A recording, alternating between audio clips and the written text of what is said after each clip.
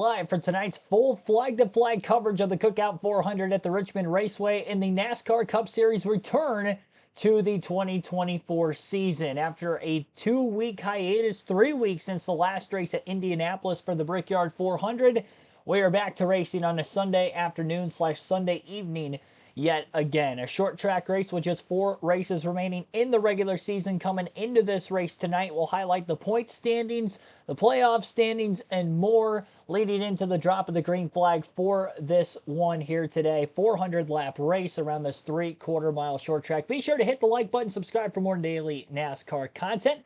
If you have not yet, we do live commentary streams every NASCAR race weekend for NASCAR Cup, Xfinity, and Truck Series races, as well as Cup Series practice and qualifying streams throughout the course of the weekend as well. We got some content during the week leading up to the race weekend every week as well. And for the races I do go to in person, we have a race highlight video from the grandstand from wherever I'm sitting that is uploaded at the end of every race night. So there is content here every single day. So be sure to hit that like button for this stream, helps it out a ton. And then again, subscribe for more NASCAR content along the way. So a lot to get in here.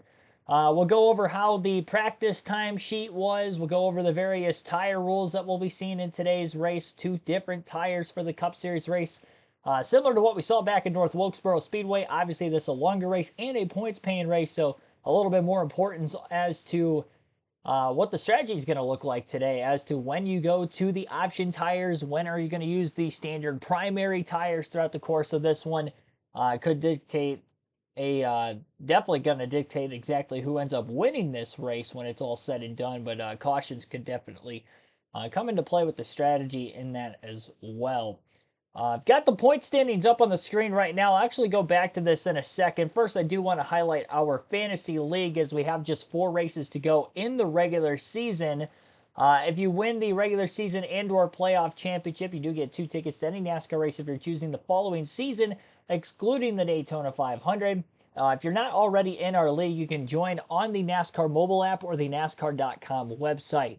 As you see right here on NASCAR.com, there will be a quick link section at the top of the screen that says Fantasy Live. You would click on that. It is free to join. All you need is your email to sign up. I clearly do not have my team in at the moment, so I will be doing that on my phone kind of periodically, but this is how it looks. You'll have 5 drivers in your starting 5, and then a garage driver, which you can put in for your starting 5 before the end of Stage 2. Because once the end of Stage 2 comes, then your lineup will lock. There's head-to-head plays, which are 10 points per position, or per head-to-head pick you would get correct. You're just picking one driver to finish ahead of another. And again, there are 4 of those every single week, and those will rotate between which drivers in those 4 slots. So if we look at our point standings in the league, the KRC League, which is the name of the league you'd want to join, so I'll put that in the chat real quick. Usually try to do that. If you're not in the league already, again, KRC League, KRC in all caps, space, and then a capital L on league. Our standings coming into the week, Monster Jam X10 is currently the series points leader through 22 of 26 regular season races. He's got 4,406 points total. Still pretty tight point standings, really, within the top few racing for this championship. Frank T26 is second place with 4,363. Hercules Harrigan in third with 4,304. 4,260 for Troy the Great and Shrine at 1974 with 4,238 rounds out our top 5. So that is that. I got to go back to the point standing page so we can highlight the actual NASCAR season standings now that we've gone through our own fantasy standings. And again, the drop of the green flag for this race is scheduled for just after 6 p.m. Eastern, so you still got a little bit of time to set your fantasy lineups before the race begins. Usually have up until 5 minutes before the drop of the green flag. So Kyle Larson is the series points leader, currently 10 points ahead of Chase Elliott in the battle for the regular season championship. Regular season champion in all 3 of the top series in NASCAR does earn 15 playoff points for when the playoffs begin. And of course, like usual, playoff points that would carry over round by round as that driver advances for a chance at the championship. So just a 10-point cushion between those Hendrick Motorsport teammates. Points back also within 1 race worth of points Hamlin will be starting on the pole later tonight. Ryan Blaney moved up into the 5th place spot in the standings, but he is 73 points back, half a race behind Hamlin in 4th, and over a full race worth of points out of 1st. You could score as many as 60 points in a full race if you can win both stages and the race. So if you are within, I guess technically because of the points difference between 1st and 2nd is a lot more. It's 1 point per position for your finishing results from 2nd on back through the field until you get to 36th on back, and then they're all seconds. So there is a 5-point increment between winning and finishing 2nd there. So the max amount of points you can actually gain on somebody in one race is 54, because everybody's going to get at least 1 point if you at least start the race. So yeah, 54 points is the difference there. And again, 4 drivers within one race, which is pretty impressive considering we are 22 races in. Definitely one of the tighter regular season championship battles we have seen so far since the 2017 points format, which we are currently under with the stage racing.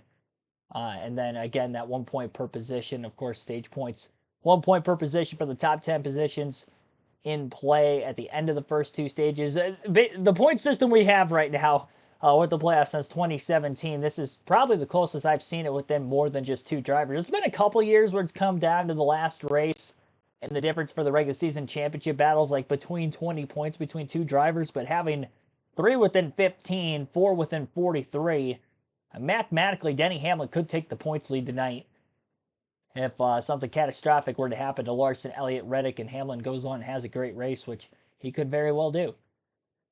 So outside of the regular season championship battle, obviously the big picture here is to make the playoffs, because, of course, in order to win the championship, you first have to make the postseason. 12 drivers are locked in with wins as of right now, and they are officially locked in because we cannot have more than 16 different regular season winners. If we don't get a new winner that hasn't won a race yet this season in the next 4 races, or each of the next 4 races, then we will start having drivers lock themselves in on points over the next few weeks as well. As of right now, the drivers locked into the playoffs with wins, there's 12 of them. Kyle Larson has 4. 3 for Denny Hamlin, 3 for William Byron, and 3 for Christopher Bell. 2 wins for Ryan Blaney, and then 1 win for Chase Elliott, Tyler Reddick, Brad Keselowski, Alex Bowman, Daniel Suarez, Joey Logano, and Austin Cindric. The last 4 drivers above the cutoff line are Martin Truex Jr.'s 108 points to the good coming into today's race. Ty Gibbs, his teammate, is currently 14th on the playoff grid and 11th overall in the driver standings. But as far as the playoffs go, Ty Gibbs is 42 points above the cutoff line. So again, within that 1 race worth of points, a gimme that Ty Gibbs is going to qualify. Chris Buescher is only a 17-point cushion ahead of the cut line, and the last driver above coming into the race is Ross Chastain. Chastain is just a mere 7 points ahead of Bubba Wallace. Wallace, of course, first driver out. He is -7. And then everybody else who is outside the playoff cut line is more than 1 full race back, with, again, just 4 races remaining in the regular season. Chase Briscoe's 83 points back. And then you got Kyle Busch, who is over 100 points out of the 16th spot in the playoff standings. And then Todd Gilliland also right there with Kyle Busch in 20th. So that is kind of your top 20 in points as of right now before we get the playoff reset. So that is a look there. Now we have to go over who looks fast this weekend. Now, I don't have full predictions for this race because it's very difficult to tell who exactly is going to be fast. You can kind of have a decent idea based off of practice qualifying of who is going to be quick for this race this weekend, but we have 2 different tires that are going to be used. So some drivers may be faster on the option tires than others. Some drivers may be faster on the premium, or the prime tires, not premium. The prime tires better than others. What is going up with NASCAR.com right now?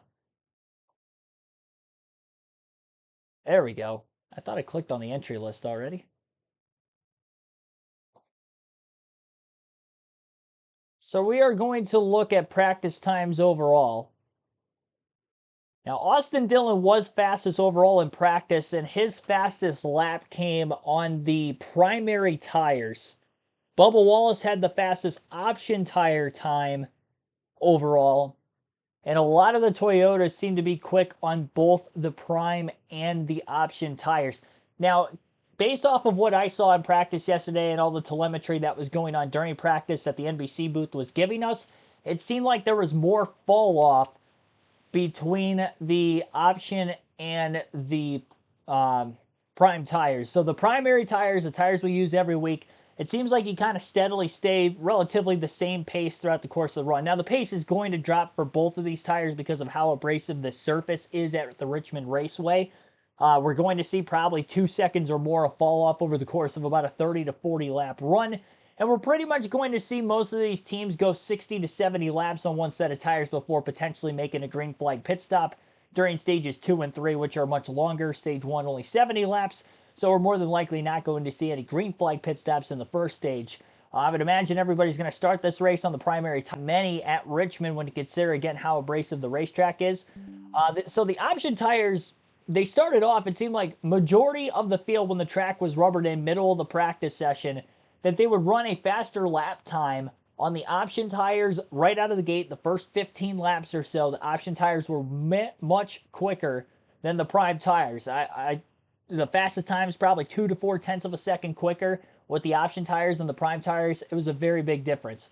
But the fall off was much greater because of running that faster lap time. So we get to like 50 plus laps into the run, really 40 plus laps into the run, then the primary tires would end up being quicker. Richmond tends to be a racetrack where we don't see a lot of cautions. We get a lot of long green flag runs.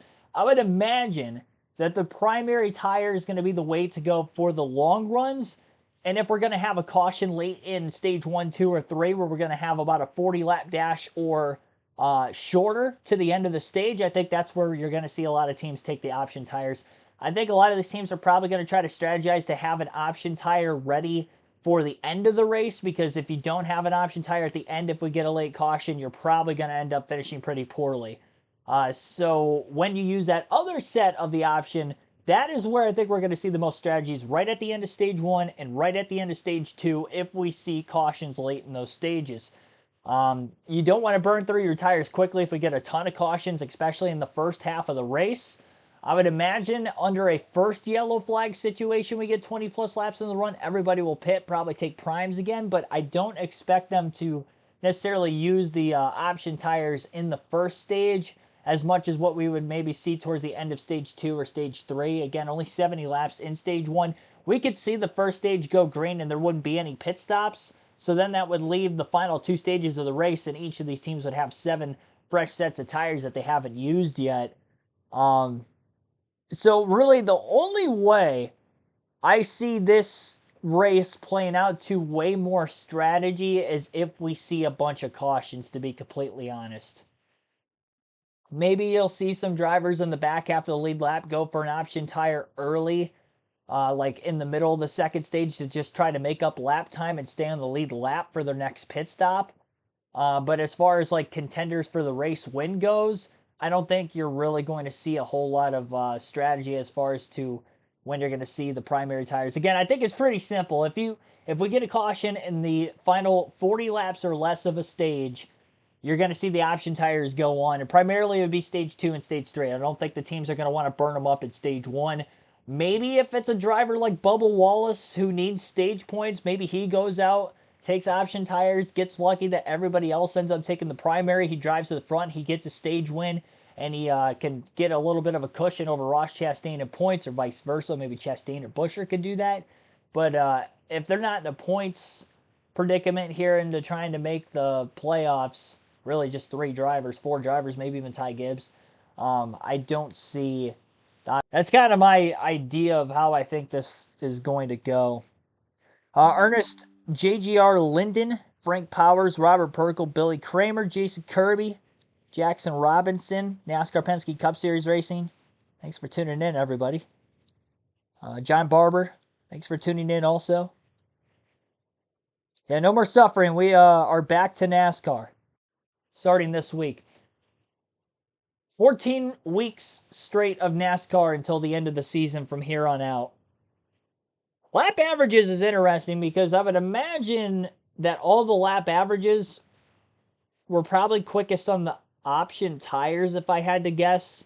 Because again, the lap averages on NASCAR.com only go to 30 laps.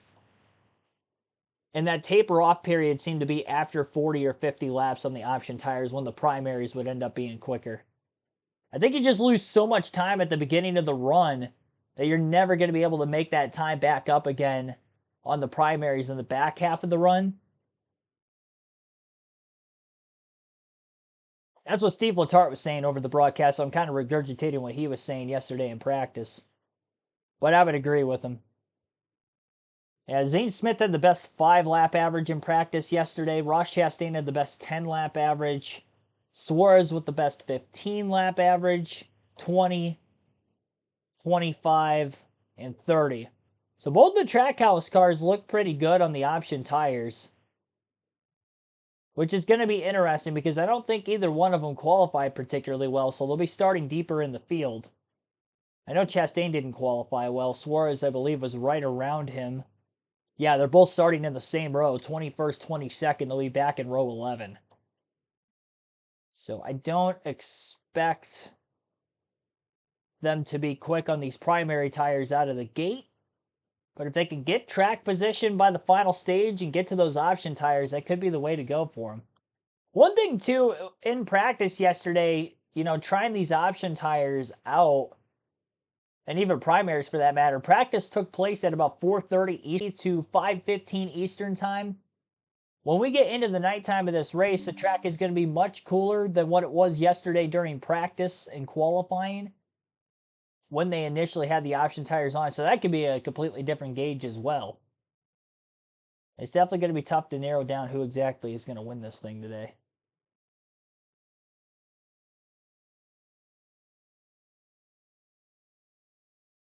Easy Network also, thanks for tuning in. Only have 2 to 3 sets of option tires. 2 sets of options. 2 sets of options and 6 sets of primary tires. They had a pretty good indicator on the leaderboard yesterday on practice as to who was on what tire. So we should have a good idea as to who is on what tire in live real time. So that's a plus. Engines have just fired. Yeah, we're minutes away from the drop of the green flag here. I didn't get my fantasy team in. I was in no way, shape, or form in contention for the regular season title anyway, so you guys can have at it. I'm ready for the playoffs, though. I'll get you guys in the playoffs. I missed my lineup like 4 times during the season.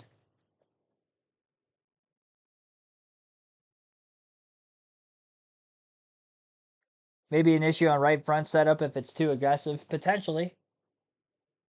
I'm sure one tire is going to favor cars over the other. A very high probability that that would happen.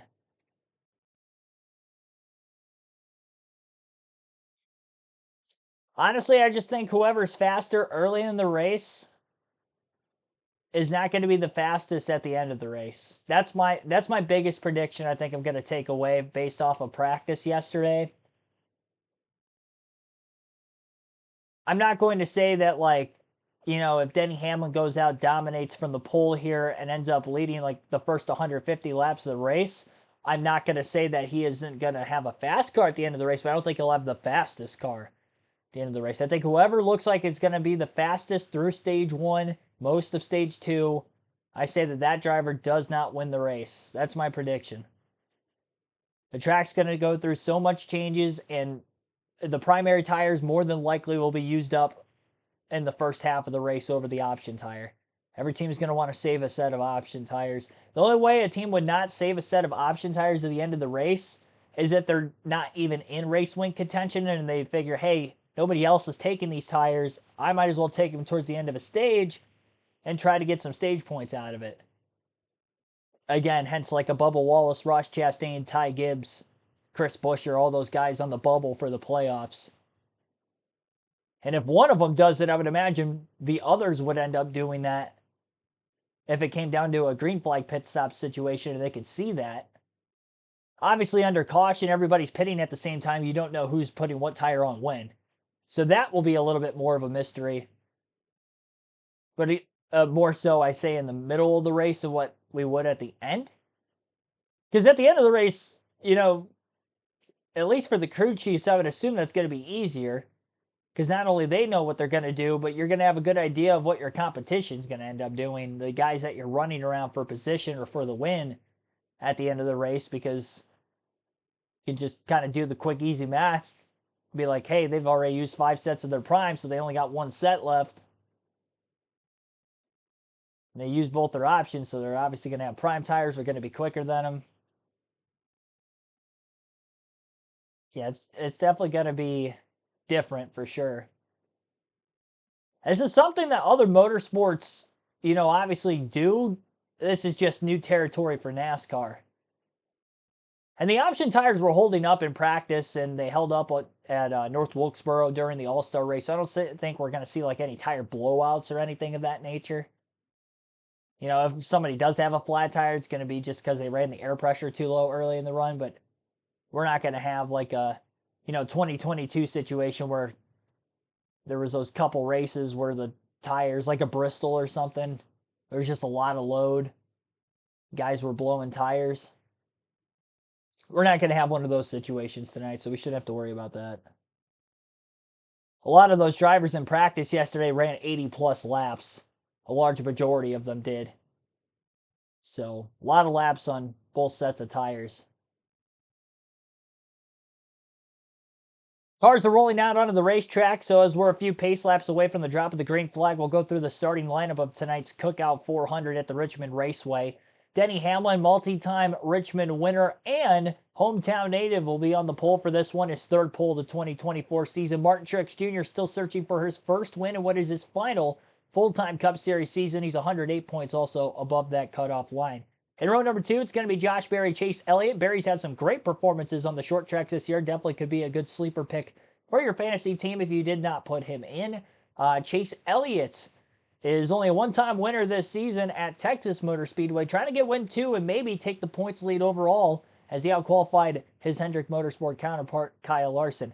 Christopher Bell and Austin Dillon will line up in row 3. Austin Dillon quickest in practice yesterday, quick in qualifying. I think he also could be a potential underdog to have a very solid run tonight. Christopher Bell has a couple of wins this season on tracks 1 mile less in length, very flat. So we'll see if he can go to victory lane a third time on that style racetrack here today and 4th time overall on the season. Chris Buescher, Bubba Wallace, 2 of the 4 playoff drivers that are right on the edge of the cut line, will be in row number 4. In row 5 will be Joey Logano and Tyler Reddick. Ryan Blaney with Kyle Busch in row 6.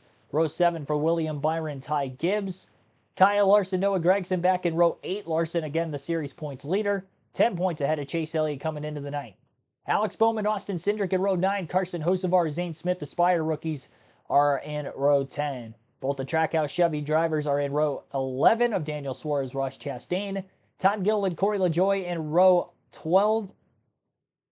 2 of the SHR Fords in row 13. Chase Briscoe, Ryan Preece. Eric Jones, Michael McDowell, row 14. Brad Keselowski starting deep in the field inside of row 15 with Ty Dillon in the 16 for Kaulig Racing tonight to his outside. Harrison Burton and Daniel Hemrick will be in row 16. Row 17 for Ricky Stenhouse Jr. and Riley Herbst. Herbst in the 15 for Rick Ware Racing. John Hunter Nemechek with Justin Haley will be in row number 18. And rounding out the field in row 19 will be Parker Retzlaff making his Cup Series debut for MBM. That rounds out our 37-car field for tonight's 400-lap race, 300 miles around this 3/4-mile oval. Very old surface at Richmond, last repaved back in 2000. 25 years they've been racing on this surface. And we saw a little bit more multi-groove action in practice with these Cup cars, drivers moving up towards the middle to top lanes of the racetrack on the longer runs as the tires were wearing out. We didn't see that much in the truck race last night. I think we'll see more lanes be available with these Cup cars. They've got more mechanical grip to them. And with the gearing the way it is in that sequential shifter, there will be a lot of shifting that can give these guys extra grip as well to be able to potentially make moves around the outside in this one.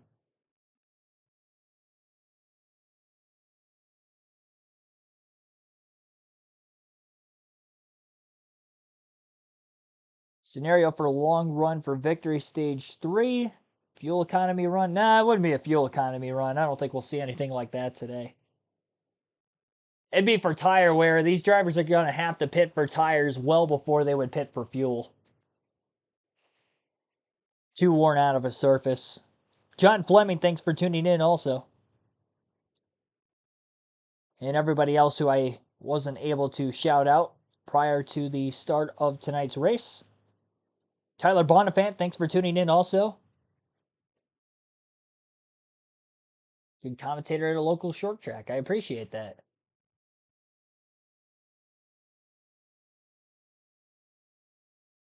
Right here on YouTube, at least for right now.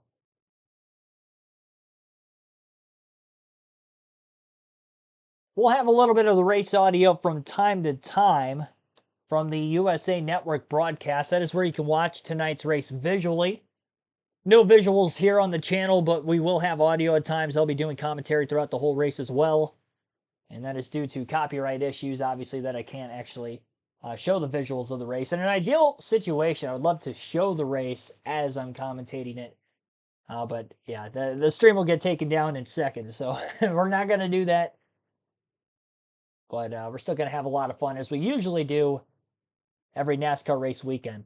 I think the practice qualifying stream yesterday, I didn't go back and look at my analytics. I didn't have a chance to late last night into the morning today. But I think it was the most viewed practice qualifying stream we have had so far this season. So greatly appreciate you guys that have tuned in so far this weekend for this live commentary coverage in NASCAR's return to the racetrack.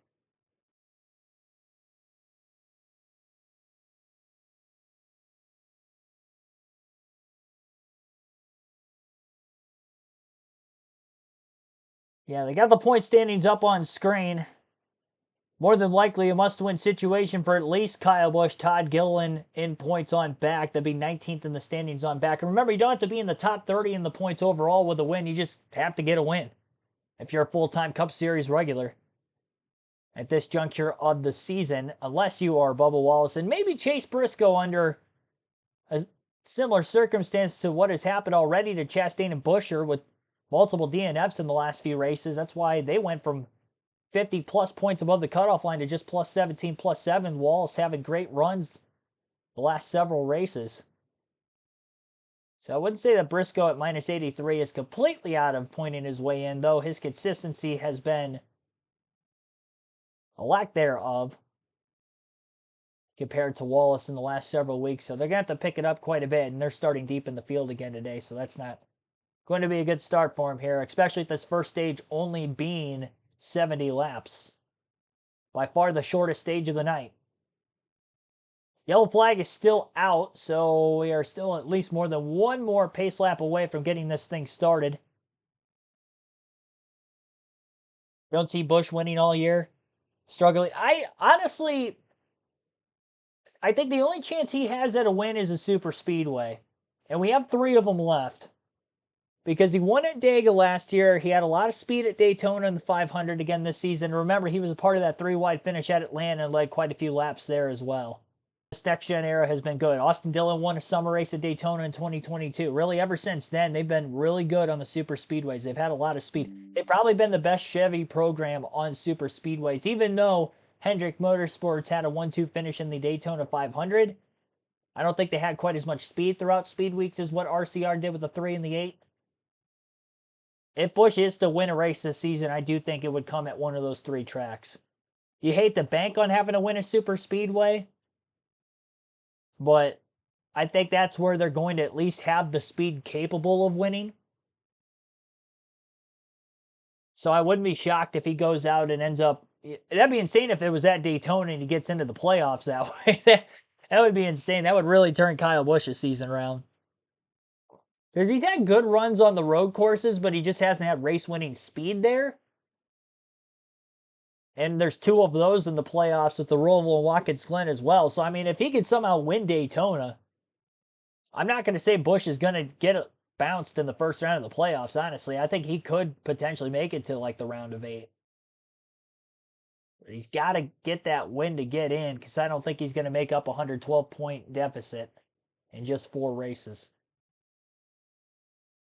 Who thought Bubba Wallace was going to be able to get within 7 points in just the last 2 races after being minus 54 back headed into Pocono last month?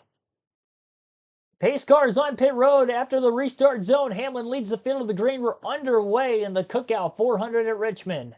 Hamlin took the inside lane for the initial start of the race. His teammate Martin Truex Jr. still outside of him, and Truex is nearly clear off the exit of turn 2 on lap 1.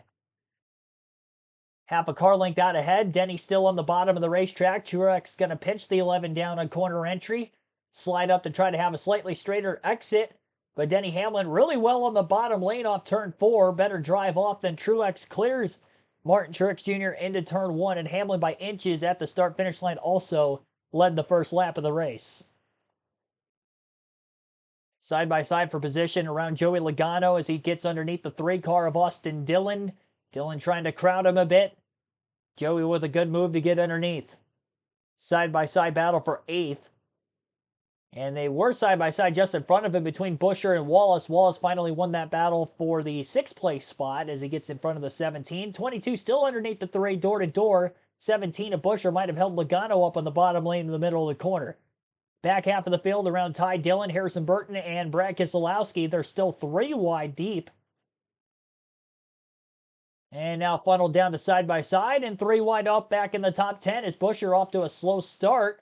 Gets passed by Joey Logano. A little contact as Logano slides in front of both the 3 and the 17. So Logano passing 2 cars in the same corner. Joey moves to 7th. This is one of his better racetracks statistically. In a season that has not been great for him. Does have a win that has locked him into the playoffs already, so going to need more of that if he's going to build the playoff points up, because I don't think he's going to be able to get into the top 10 in the driver's standings. We mentioned that playoff points are awarded to the regular season champion, 15 of them, but there are still playoff points awarded 1 point per position in the top 10, kind of similar to how the stages are laid out. There's just a bigger increment, 15 if you win the regular season championship versus 9 for second. It's more than an extra race win. Kyle Busch trying to move the 2 of Austin Cindric out of the way. Drove it in deep into turn 3. Busch definitely looks a little bit quicker than the 2, but the 2 is holding him up for right now. It's 2 corners in a row. Busch has gotten to the back bumper, tried to loosen the 2 up out of the way. It's so tough to do with these cars, though, because there's just so much grip. You have to really slam the car in front of you to knock them up out of the groove. At the same time, because you're slamming them, that's why we see guys get turned around on this style of racetrack. Fight for the bottom right now. We're going to see the groove widen up as the track gains rubber and the tires start to fall off deeper into the green flag run. Most of the passes that have happened at the front of the field have been in the bottom lane thus far. Chase Elliott moved into the 7th place position. He lost several spots on the initial start, but he had gotten back by Austin Dillon and Chris Buescher in recent laps as well. Bubba Wallace up in the top 5. Quite a few Toyotas up at the front of the field. 4 of them in the top 5. Josh Berry in 3rd is the only non-Ford up there. And the Chevys, specifically Hendrick Motorsports, yesterday struggled outside the top 25 for all 4 of their cars in practice times overall. And the only qualifier of the top 10 positions was Chase Elliott, who qualified 4th. The rest of the Hendrick cars starting mid-pack. Byron has already gotten himself into the top 10 in the early going in P10. So he's slowly moving forward.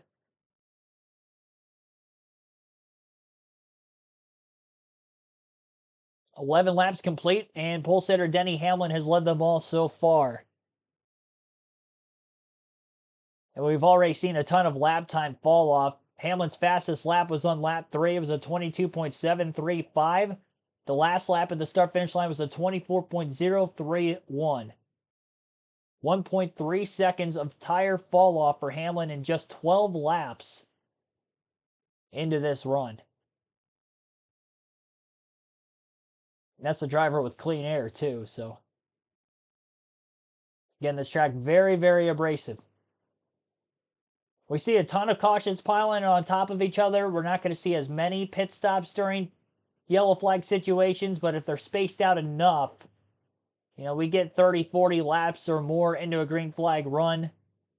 With the 8 sets of tires, everybody's going to be coming on the pit road at the same time in those situations. Again, only 70 laps in this first stage. Final 2 stages relatively even in length. More than twice the distance of stage 1 is stages 2 and 3. And we will be seeing quite a few green flag pit stops if we get long enough green flag runs, which again, Richmond typically ends up bringing.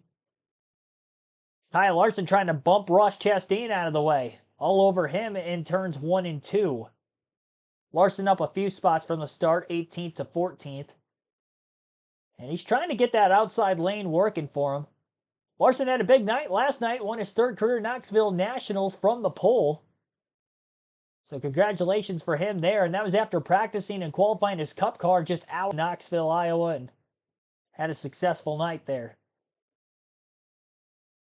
Any dirt racing fans wondering how that went? I didn't watch it, but I did see that he ended up winning.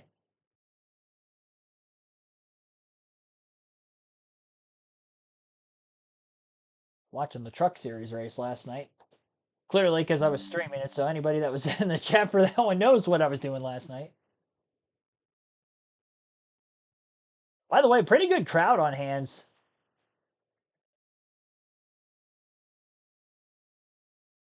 Pretty packed here on a Sunday night in August. The Richmond Raceway. Ernest is predicting 5 cautions. Need to remove shifting. I don't know how they're going to do that.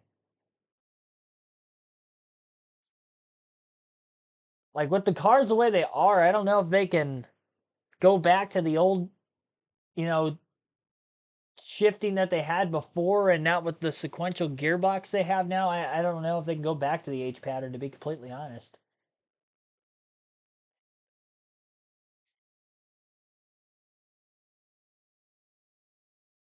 And I feel like it'd be such a low gear to run 5th all the way around the racetrack.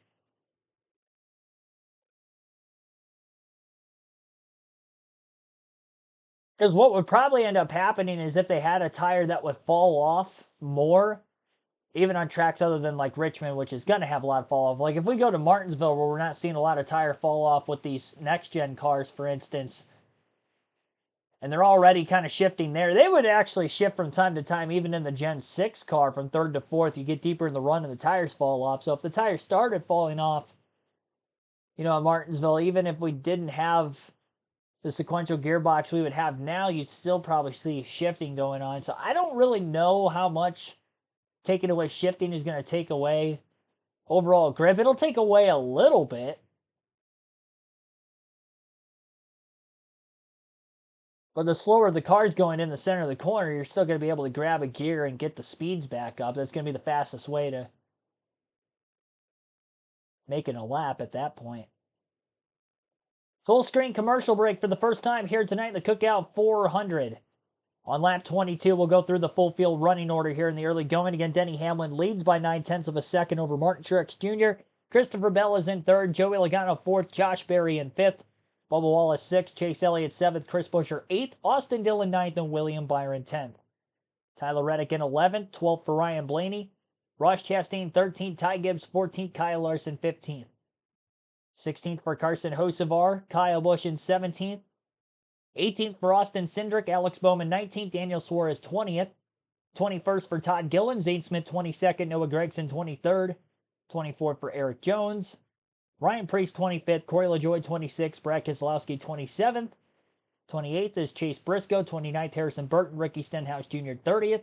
Michael McDowell 31st. John Hunter Nemechek 32nd. Ty Dillon 33rd. Justin Haley 34th. Riley Herbst 35th. Daniel Hemrick 36th. And Parker Retzlaff 37th. I will give Parker Retzlaff props. That 66 car for MBM has looked a lot quicker this weekend with him in it. Times we'd see like Timmy Hill or JJ Yaley in the car. I feel like that car is 0.8 of a second slower lap through qualifying and practice than the rest of the field. He was running within a couple tenths of the next car in front of him. Even right now, he's only half a second behind Daniel Hemrick. And that car would probably be a lap down by now if anybody else that they've had behind the wheel of that car in the next gen era would be behind the car. Unless it was a road course. So I think Parker's doing an okay job here tonight in his debut. Just got to stay out of trouble. We're only 25 laps in, but I've noticed that all week, and I haven't mentioned it through practice or qualifying on stream yet, but that is something I noticed. That he was within a couple tenths of the next car in qualifying. And yeah, usually you go to an intermediate track, especially, and you'd see like a huge difference in speed between them and then like the 36 or the next highest car in the running order. It's usually way off. 17 caution. That's a bold prediction. I don't know about that. We'll see fall off, but mechanical grip I think is still going to be there for the most part. So again, everybody started this race on prime tires. 6 sets of primes, 2 sets of options coming into the race. I would imagine the next pit stop is going to be all for primes as well, especially if we run this entire first stage out caution free. If we get a late caution late stage 1, maybe, just maybe, we'll see a couple of guys take options. And the only ones that I would think would do that are going to be the drivers that could try to go for maybe a stage win like a Bubba Wallace in 6th. That needs the points. Chris Buescher at 8th, Ross Chastain 13th, Ty Gibbs 14th. I think those will be the only ones. My bold prediction for stage 1, the way things are going. Denny Hamlin doing a fine job up in front of the field right now. 1, 2, 3 for Toyota's post-commercial break. Christopher Bell was able to move to 3rd. Logano now the highest running Ford in 4th, and Josh Berry fell from 3rd to 5th during the break. Bubba Wallace is hot on his heels now within a couple tenths, looking to get back in the top 5 as well. As Christopher Bell, before the commercial break, was actually running in 6th. So he has gained 3 positions. And that last lap, Bell was the fastest car on the racetrack as he was a couple hundreds quicker than even race leader Denny Hamlin. And Bell's only a second and a half off the lead, so we get into lap traffic and Hamlin doesn't have the clean air anymore. Bell might be the one to beat in the long run. Bump and run for Wallace underneath Berry. Berry up out of the groove now, or at least into the higher groove. Wallace trying to complete the pass on the bottom. Side by side on the front stretch for turn 1. Berry starting to fade a bit on this longer green flag run at the beginning of the night. Wallace is clear and back in the top 5 for the second time. A crossover attempt, though, by Berry. Good over-under move through turns 1 and 2. And into turns 3 and 4. He's going to slide up the racetrack, taking Wallace's line away. Great crossover move by Josh Berry. It's probably going to frustrate Wallace considering he does have a faster car at this point in the run. I don't think he was expecting to get crossed over, but that was still a great move by Josh. I think it's one of those things, it's like he's testing it out, and maybe he'll know for later if they can get the car handling better on the longer run. Could have something there.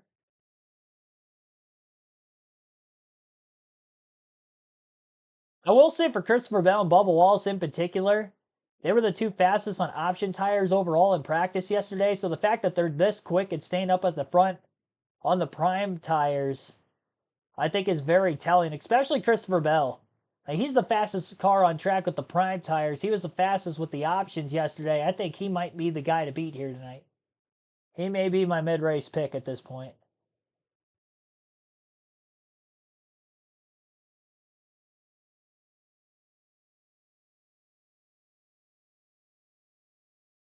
I mean, he's gained a half a second on Denny Hamlin just in the last, well, since they came back from commercial break about 6 laps ago.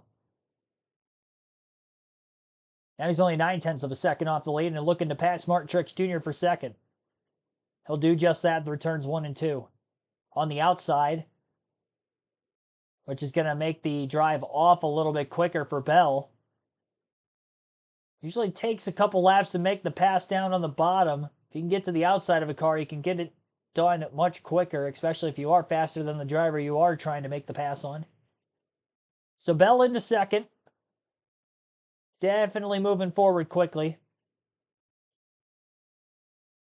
A lot of the positions in the back half of the top 10 haven't changed for a minute. Byron's still in 10th. Buescher's still 8th. Elliott's still 7th. Austin Dillon 9th.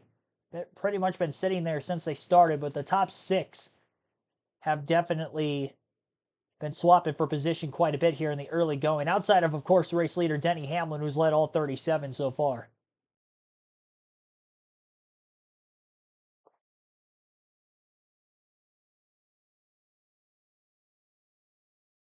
Parker in the 62 at Daytona. After the Beard family. Couple weeks. NASCAR bust, Daniel Hemrick. I don't know. I mean, he won an Xfinity Series championship, so I don't think you can call him a NASCAR bust. Maybe a Cup Series bust. He won Rookie of the Year, too, so that's kind of... I think it's just colleague racing, honestly. I don't think it's as much a Daniel Hemrick problem as it is colleague racing. I mean, look at their Xfinity program. Even AJ Allmendinger hasn't won a race in the Xfinity Series this season. I think colleague has definitely been lacking a little bit. And maybe Justin Haley noticed that, and he was like, you know what, I'm going to get out of here before the ship sinks, and off to Rickway Racing he goes. Haley's had a few top tens on the last handful of ovals that we've ran on the Cup schedule. He probably didn't need that 2-week break. That team was getting really good through those early to mid-summer months.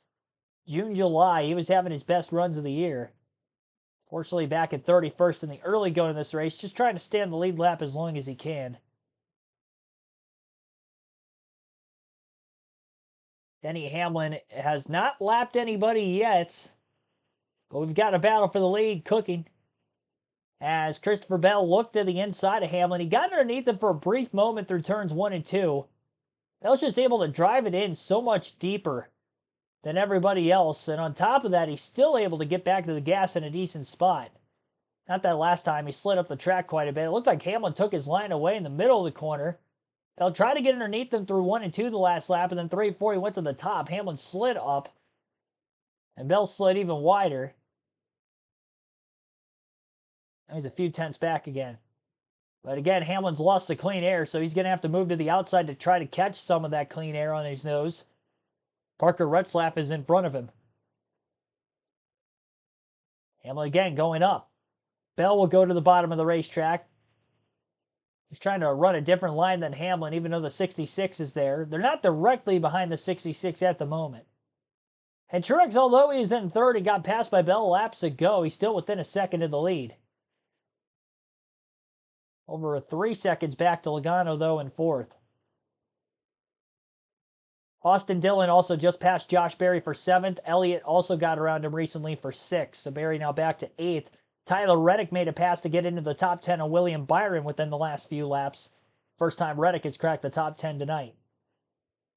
Bell back to the inside of Denny Hamlin again. Side by side for the lead. 26 to go. Stage 1 at the line. Bell slides the rear tires just a bit off turn 4. Hamlin to the outside of Retzlaff now, and Bell will have to follow the 11. Again, late into the braking zone in turn 1 for Bell. Higher line than Hamlin through the center of the corner. This is going to be a good run down the back straightaway for Christopher.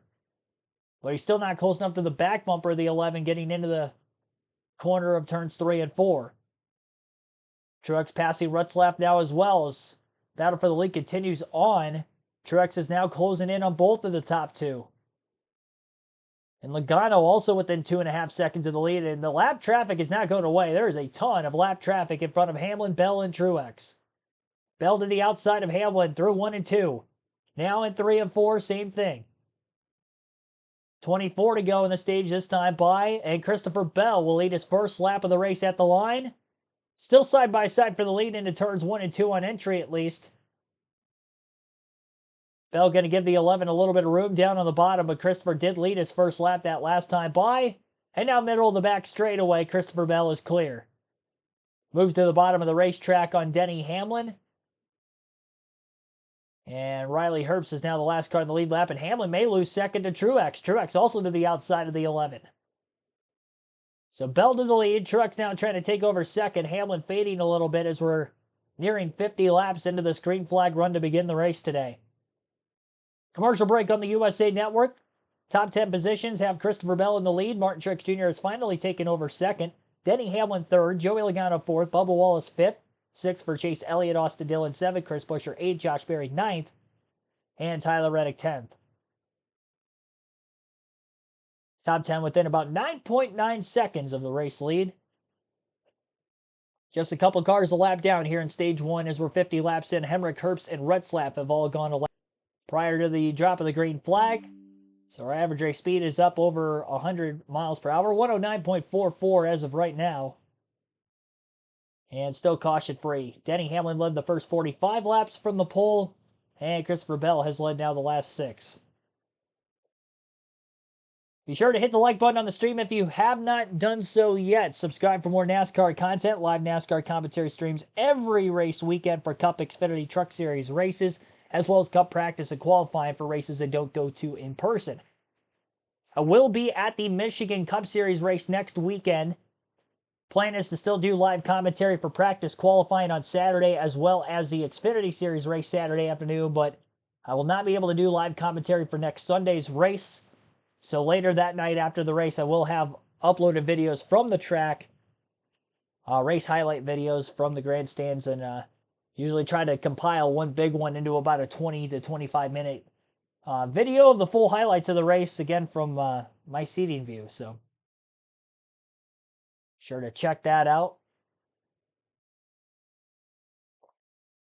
Hamlin battled back on Truex through the lap traffic. Denny gets him back. Hamlin's still trying to fight for the regular season championship right now. We'll take our first ad break of the stream while we're under another full screen commercial break on the USA Network. Listening live for the Cookout 400 right here on KRC.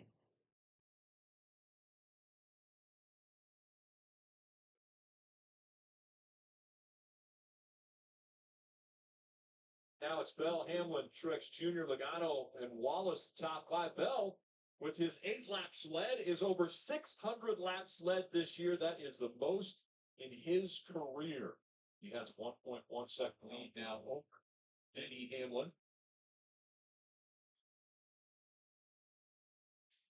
Let's go homes.com through the field, and we'll start with you, Marty.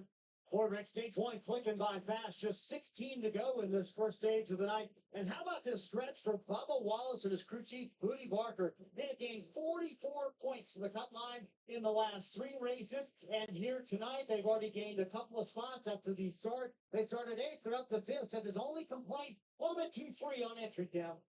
Well, Marty, Chase Elliott currently running in the 6th position. They had a great qualifying effort, starting in the 4th position. So I asked crew chief Alan Gustafson, what do you have for the race? He said, this is a place where you never know exactly what you have. It's hard to get a good read here. He said, it wouldn't surprise me if we win or we finish 15th. Behind him, running in the 7th position, Austin Dillon had a great day yesterday. Top speed and 1 lap speed, and had a top 5 car in 10 lap consecutive speeds. Justin Alexander, the crew chief, told me that they have practice speed, they have qualifying speed. They haven't had both in a long time here, trying to put together a full weekend for the first time in a very long time, Dylan. Josh Berry runs in the 9th spot behind Chris Buescher, who runs in 8th. Berry has continued to fall back. His latest report, just sliding the front tires. The weak spot for them is getting into turn number 1. Rodney Cooper, the crew chief, just told Josh to work the brake bias stop to try to help. They'd love to stabilize here and try and stay in the top 10% stage points, Kim. And as we look at Tyler Reddick currently running in the 10th position, and I asked him, as you get ready for the playoffs, what do you want to do differently this year and over the next 4 weeks to prepare? And he said the thing that worked against us was at times last year, we were making big mistakes. So that's what they're trying to do over the last few weeks to get playoff ready and minimizing their bad days. And he also said the thing that we've had on our side, Dylan, is speed. William Byron runs behind him in the 11th spot. Said he's a little bit tight. That's normal here at Richmond. Rudy Fugle, his crew chief, said yesterday they weren't super happy early in the run. They were better on the long run. That's always important here. We've got one of those right now, obviously. Byron's up 2 spots from the start, Marty. Dylan, when I talked to Ryan Blaney earlier today, he said our short track program has been phenomenal. Remember, they won Iowa earlier this year. But when I said, how was practice? He said, honestly, not that great. I just hope we can get out of here at Richmond tonight with a top 10. 11 laps to go here in stage 1, Rick. Christopher Bell still out front.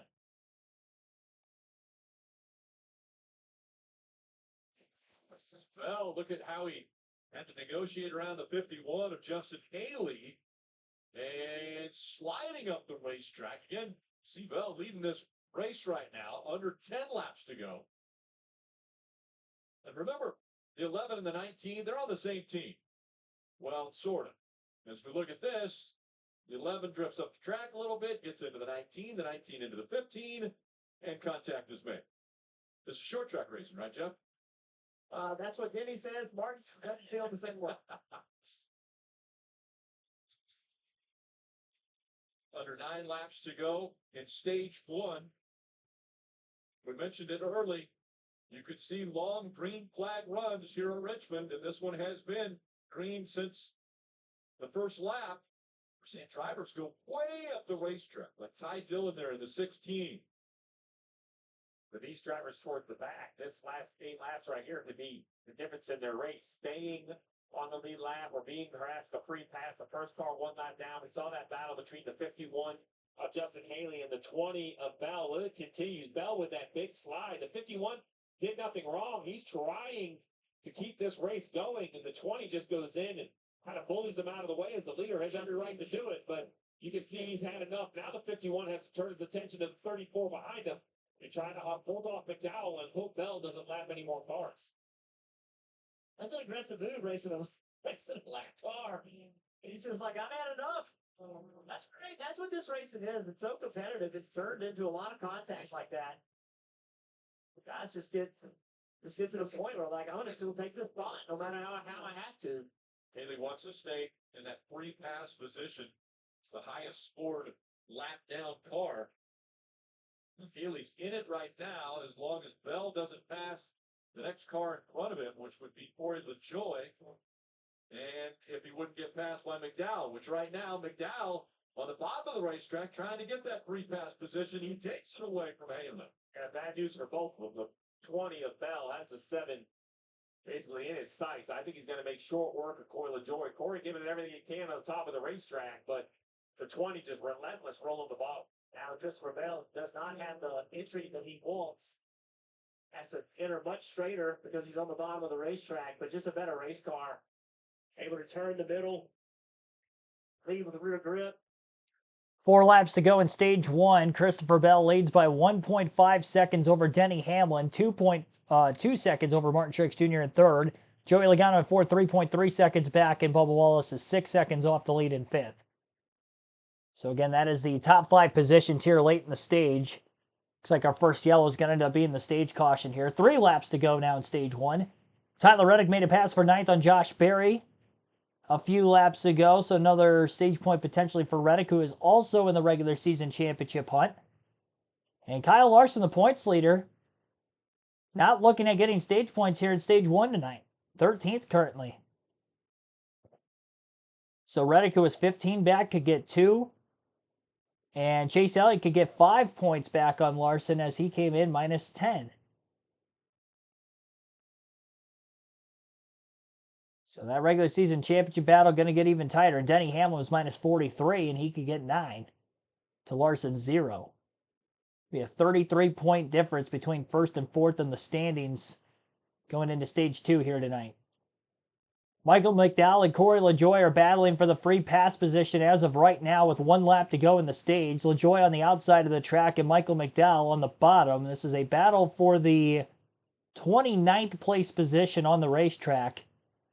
Noah Gragson, last car in the lead lap, right in front of Christopher Bell. Should be able to hold on in front of C. Bell. So Bell will win stage 1. Free pass at the start-finish line is going to go to the 34 of McDowell, who sides clear of LaJoy. So McDowell will get the free pass with this caution. But again, Christopher Bell will get the playoff point as he wins yet another stage. He already came into this race with the most stage wins on the season.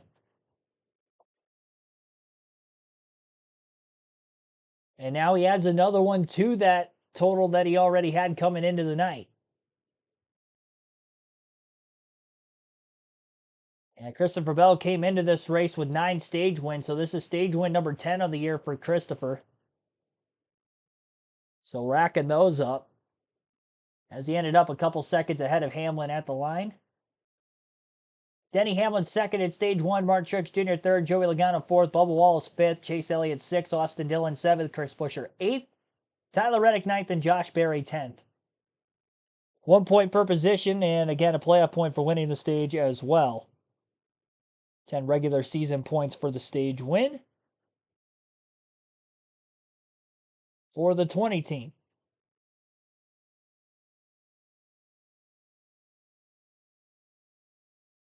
Bond 1771, also thanks for tuning in. Silent Owl Scribe.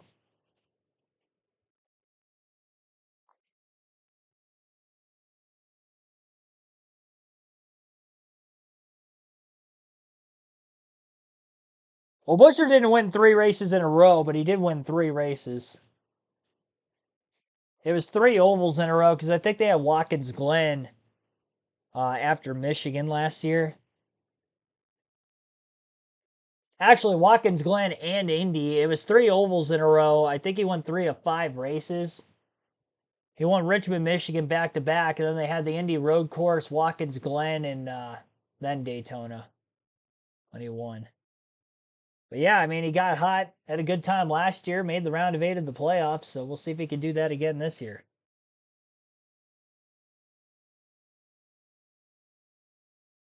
Yeah, I think Christopher Bell is definitely the guy to beat. Hercules Harrigan, thanks for tuning into the stream as well. We'll be seeing our first pit stops of the race. I expect everybody to take prime tires once again, as they still have 5 sets of those left the rest of the night, trying to save those 2 option tires. Once again, Michael McDowell gets the free pass. With this caution, nobody's going to end up taking the wave around because everybody's got 70 lap old tires, haven't pitted yet. Pit road should be open this time by. And Christopher Bell will lead him on in. Straight Talk Wireless. And by Toyota. Let's go places. Stage 1 is complete. Noah Gregson actually never was passed by the 20 of Bell, so he stays on the lead lap. It looks as though McDowell was able to get by LaJoy, and so McDowell was in the free pass position at the end of that stage when the caution came out. So it looks like the 34 will get the free pass. Pit road still closed as scoring, making sure everybody's in the right position before they open pit road. Did the first stage go as we had anticipated, with Christopher Bell looking strong in practice, qualifying yesterday and coming out winning stage 1? Yeah, Bell showed the strength he had in practice. The 11 and the 19 didn't really shock anyone. For the crew chiefs, I think going green start to finish, it's a little bit of a relief. We talk a lot about tires. Let's just talk about number of tires. They have 8 sets in their pits. 2 of those are soft. 1 of them are their qualifying tires, so they've got a couple laps on them. Well, 8 sets for a 400 lap race just doesn't math out really good. So you don't want to see a bunch of yellows. And all the crew chiefs were worried a yellow in that first stage, they would have burned a set. So they're all breathing a little easier now. And Christopher Bell is going to lead lap cars onto pit road. We'll start with Kim. Enjoy Logano reporting loose in and loose off, but fired off snug in the center. Continue to stay snug throughout the course. They run in the center, but he thinks the track's going to tighten up. So if he said, if we do anything, it needs to be freed up. Go fresh, go to your tires, snow, go fuel, Dylan. Christopher Bell, middle of the screen, led the final 28 laps of that stage. Said we're definitely a little free exit, but the car rolls the center really nice. 4 tires and fuel, some contact with Eric Jones, Marty. Oh, Eric Jones spun around there, Dylan, as you mentioned. Chris Gabehart said to Denny Hamlin, I think you need help on entry to that number 1 stall. Bit of a drag race there with his teammate Mark Truex Jr., and they did help him on exit at the end of the day. Christopher Bell comes in with the lead, leads with the lead. Top 4, no changing of positions there. There's some contact. Oh, boy. With the 20, though, we saw him get into the 43 as he was leaving his pit lock. We're embedded with the 18. Remember the 20, without their crew chief, that's normally his job. Derek Jones on pit road. Jones got spun into his box. His team had to pit him while he was sitting horizontal. All 4 tires were in that box, so they were able to go to work. But definitely having to adjust their technique, to say the least. Now, Bell still won the race out of pit road, but yeah, definitely quite a bit of damage. He made significant contact with Eric Jones. Luckily, everybody was still safe there on pit road as well with the contact, so that is good to see. Bell should be the leader on the restart unless he comes down to try to make damage repairs. We'll have to see how it drives first. Maybe, it'll still drive all right, but have to wait and find out. Looked like the splitter might have been kind of pushed up a little bit. I would assume that handling is probably going to change on that 20 car quite a bit.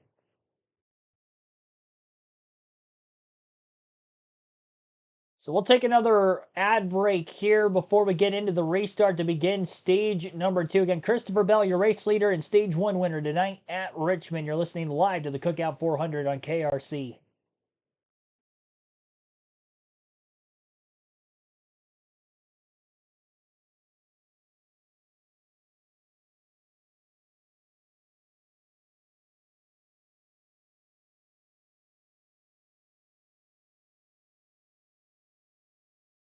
Kevin Beeler also thanks for tuning in.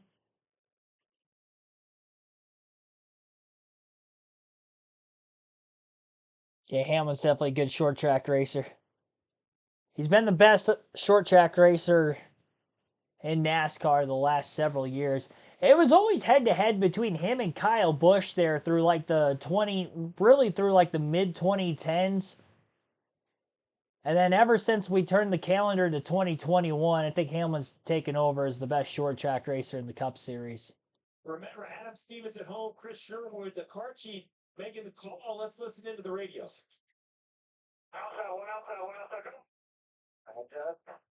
You're good at your mark now.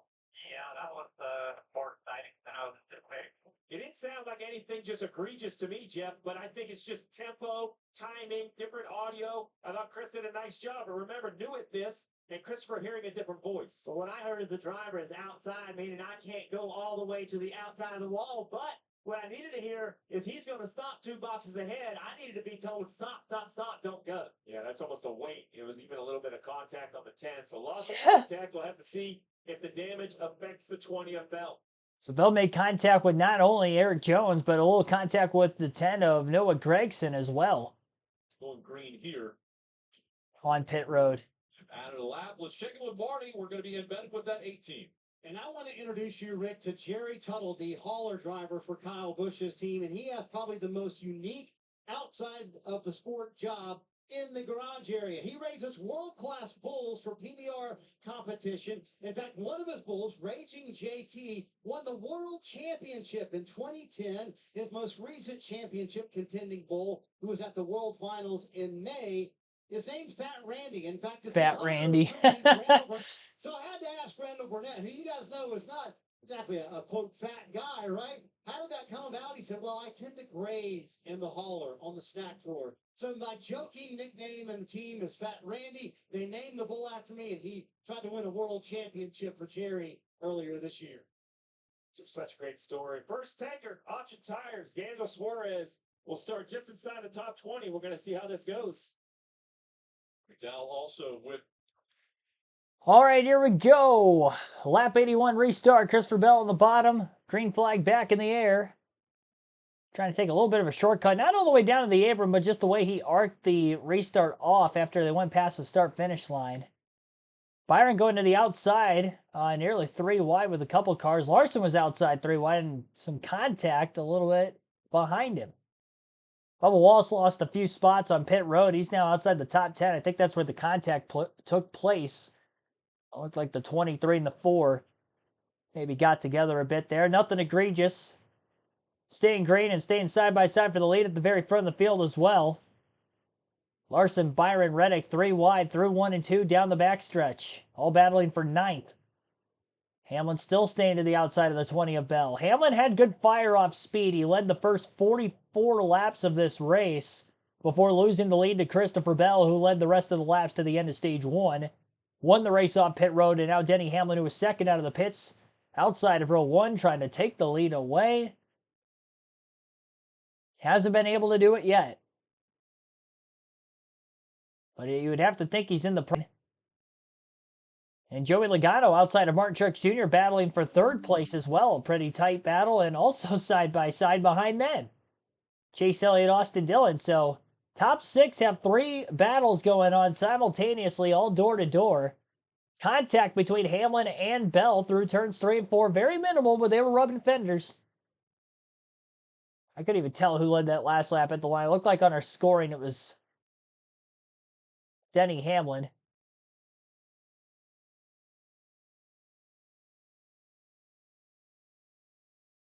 Into turns 3 and 4. By the way, I didn't realize our leaderboard was a little off right now. Sorry for that.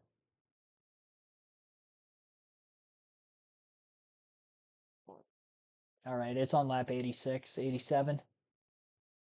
So Hamlin out in front. Bell no longer has the clean air and definitely looks like his splitter is kind of pushed up a bit after contact with multiple cars on pit road.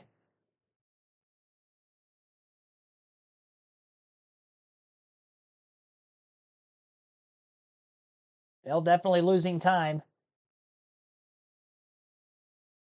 We'll have to see if I'll have the good long run car once again. Most positions gained since the restart. Daniel Suarez up 9 spots. Up to 5th place currently. And he's on option tires, so that is why. So Daniel Suarez took option tires to start stage 2. It's like Michael McDowell also took option tires. He had gotten the free pass at the end of the last stage, so I think he's doing that just to stay on the lead lap potentially. Surprised, I mean, that somebody tried it, but Suarez is ripping through the field.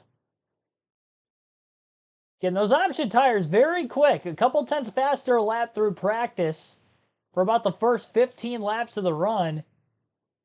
And then they kind of taper out from about 15 to 40 laps through the run. And then after lap 40, we'll maybe see Suarez fall off a little bit more. But can he build out just such a gigantic lead before that?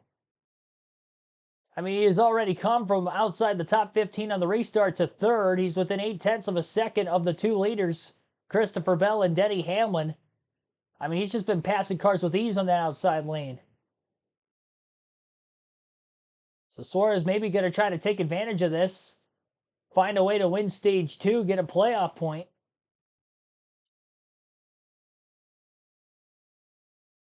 But he is the first notable driver, at least, to try to put the option tires on. Michael McDowell, with getting the free pass, would have had to restart behind all of the lap down cars at the beginning of stage 2. He has not only passed all the lap down cars, but he has also moved his way to 16th. So Michael McDowell running very quick lap times as well. Suarez to 2nd as he passed Bell the last lap. And now into turns 3 and 4. Daniel Suarez will be looking for the lead. Wonder how many fans in the stands are wondering how Daniel Suarez is just coming up through here out of nowhere. I wonder if they realize he's on option checks. How many fans are actually paying attention to that through the race weekend that are at the track and then probably like, whoa, where'd Suarez come from? Because I'm sure from far away it's tough to tell, the lettering on the sidewall of his tires versus the rest of the field.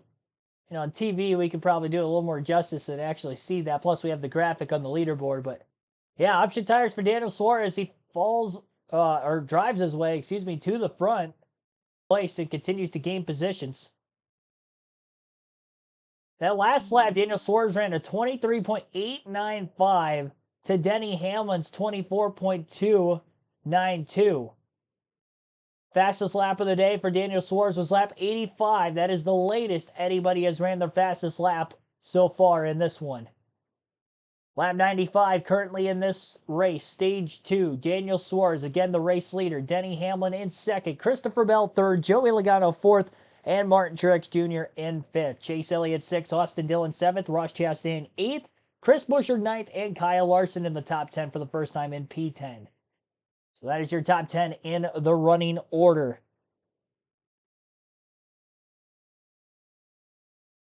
Appreciate the happy birthday wishes in the chat as well, by the way. Troy, thanks for tuning in as well.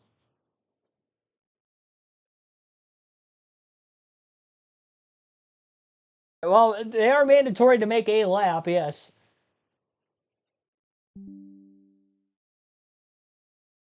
The only option about them is whether you want to use them or not, but because they're better than the actual, prime tires, and I feel like they will definitely... Teams are not going to leave a set of option tires the rest of this race. I can guarantee you that. My next question is, are option scuffs potentially just as fast as fresh prime tires? That I wonder. Like if guys throw an option tire on, we get a quick yellow after 20 laps. I would imagine they're probably not going to be quicker, but there's something there that we haven't really discussed yet this race weekend. McDowell's up to 12th, by the way. Battle for second ensuing between Bell and Hamlin. Bell again had the better long-run car in stage one. Hamlin the best short-run car. Hamlin got to the lead early in the stage. He's still got clean air because Daniel Suarez has pulled so far away from the top two already. He's already 3 seconds ahead of second. Bell underneath Hamlin. Can try to pass him on the bottom of the racetrack. Hamlin was protecting the outside lane. And as they work their way through turns 3 and 4, Bell's going to slide up, take Hamlin's line away, and he is clear. No crossover attempt by Denny. McDowell into the top 10 for the first time tonight as he drives underneath the 17 of Chris Buescher. And you also wonder, Daniel Suarez, is this going to put a lot of drivers in danger of going a lap down if we get a long run here? Maybe that's a strategy call by Suarez. He was running around 15th, 16th at the end of stage 1. Can he lap inside the top 10 if it goes green to the end of the stage? I mean, we're going to get a couple more pit stops, but if there's only 5 cars on the lead lap, I mean, that could be like an automatic top 5 finish for Daniel Suarez. That's a strategy plan I did not think of until just now. It's like putting a video game on like easy mode for like 100 laps or so, and then like putting it back on like the hardest difficulty again, but trying to protect your multiple lap lead.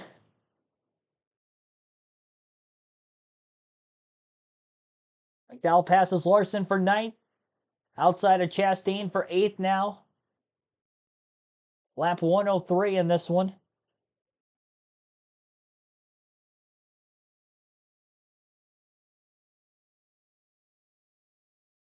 Why are there 2 different types of tires? I think NASCAR is pretty much just still testing this. They're trying to increase the product of short track racing with this next gen car because it has clearly not been good.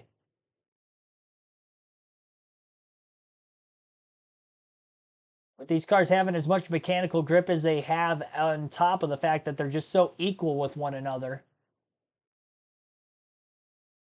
It's so hard to make passes. So by adding a different set of tire that is much different, much, faster in the short run, slower in the long run than the others, it could add an extra variable into this race, which could eventually end up leading to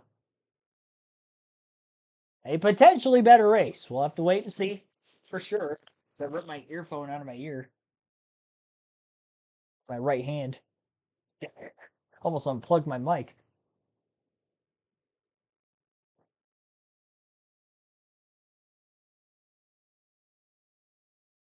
Suarez is getting into lap traffic right now because Christopher Bell was actually a little bit quicker than Daniel that last lap. 24.73 won that last lap for McDowell, which is still quicker than some of the other cars around him in the running order. Bell 0.2 quicker than Suarez that last lap again.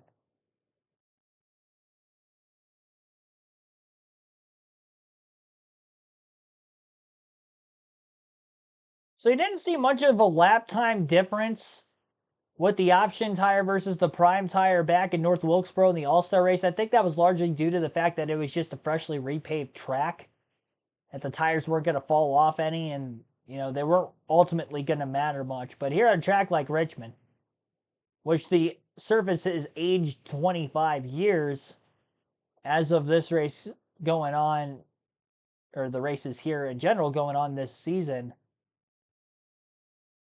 more abrasive, there's going to be more fall off. You're definitely seeing a way more difference in speed and lap time tonight than what we saw that entire race weekend back in May.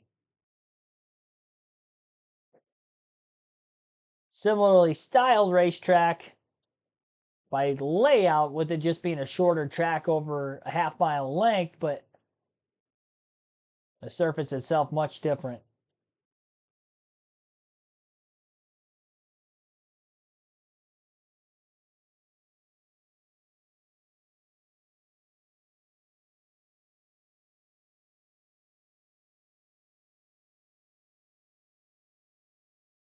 It's the record. I'm not sure what what record you're talking about. The margin of victory record? I don't know.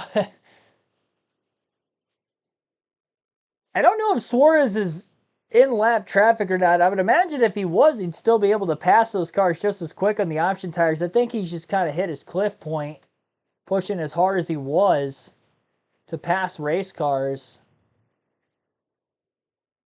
Because that last lap, he dropped to 24.732. Christopher Bell dropped to 24.579. The lead was over 3 seconds, and now it's 2.2. I think about 4 or 5 laps consecutively now, Bell has been faster than Suarez. Full screen commercial break on the USA Network. Again, the top 10 and the intervals between them have Daniel Suarez in the lead by 2.2 seconds. Denny Hamlin 5.2 seconds back in third. Joey Logano at 7.3 seconds back. Martin Truex Jr. in fifth, 7.7 seconds back. Chase Elliott is 9.7 seconds back at sixth. Michael McDowell in seventh at 10.3 seconds off the lead. Ross Chastain is in ninth, 12 seconds back. Kyle Larson rounds out the top 10, 12.2 seconds behind Suarez. So again, that is the top 10 and the intervals between them. We'll take another break. You're listening live on KRC to the Cookout 400 at the Richmond Raceway for the NASCAR Cup Series.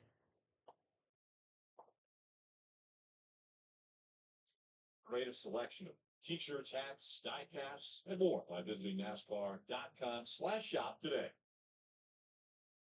We are on lap 115 of 400 for NASCAR Cup Series racing from Richmond, presented by Toyota. And Daniel Suarez continues to lead. He has not been running as fast as the 20 of Bell, but he put a pretty good gap between the two of them. It's shrunk to 1.5 seconds now. And Bill Welsh just told us that over the radio, they told him to go as fast as you can. We'll see if the fall off those tires has happened, and maybe they're going to come in a little sooner, Steve. Well, a mission accomplished. Let's not forget he restarted 15th. When's the last time we have seen a 15th place restarter drive and take the lead in a stint, especially a short track race, right? So here he is leading the race, and I think if you're going to stop twice in this stage, which is an option, they're about, I don't know, maybe 8 or 10 laps away. So we'll just have to see what everyone else decides to do. You know, he's running in 7th spot.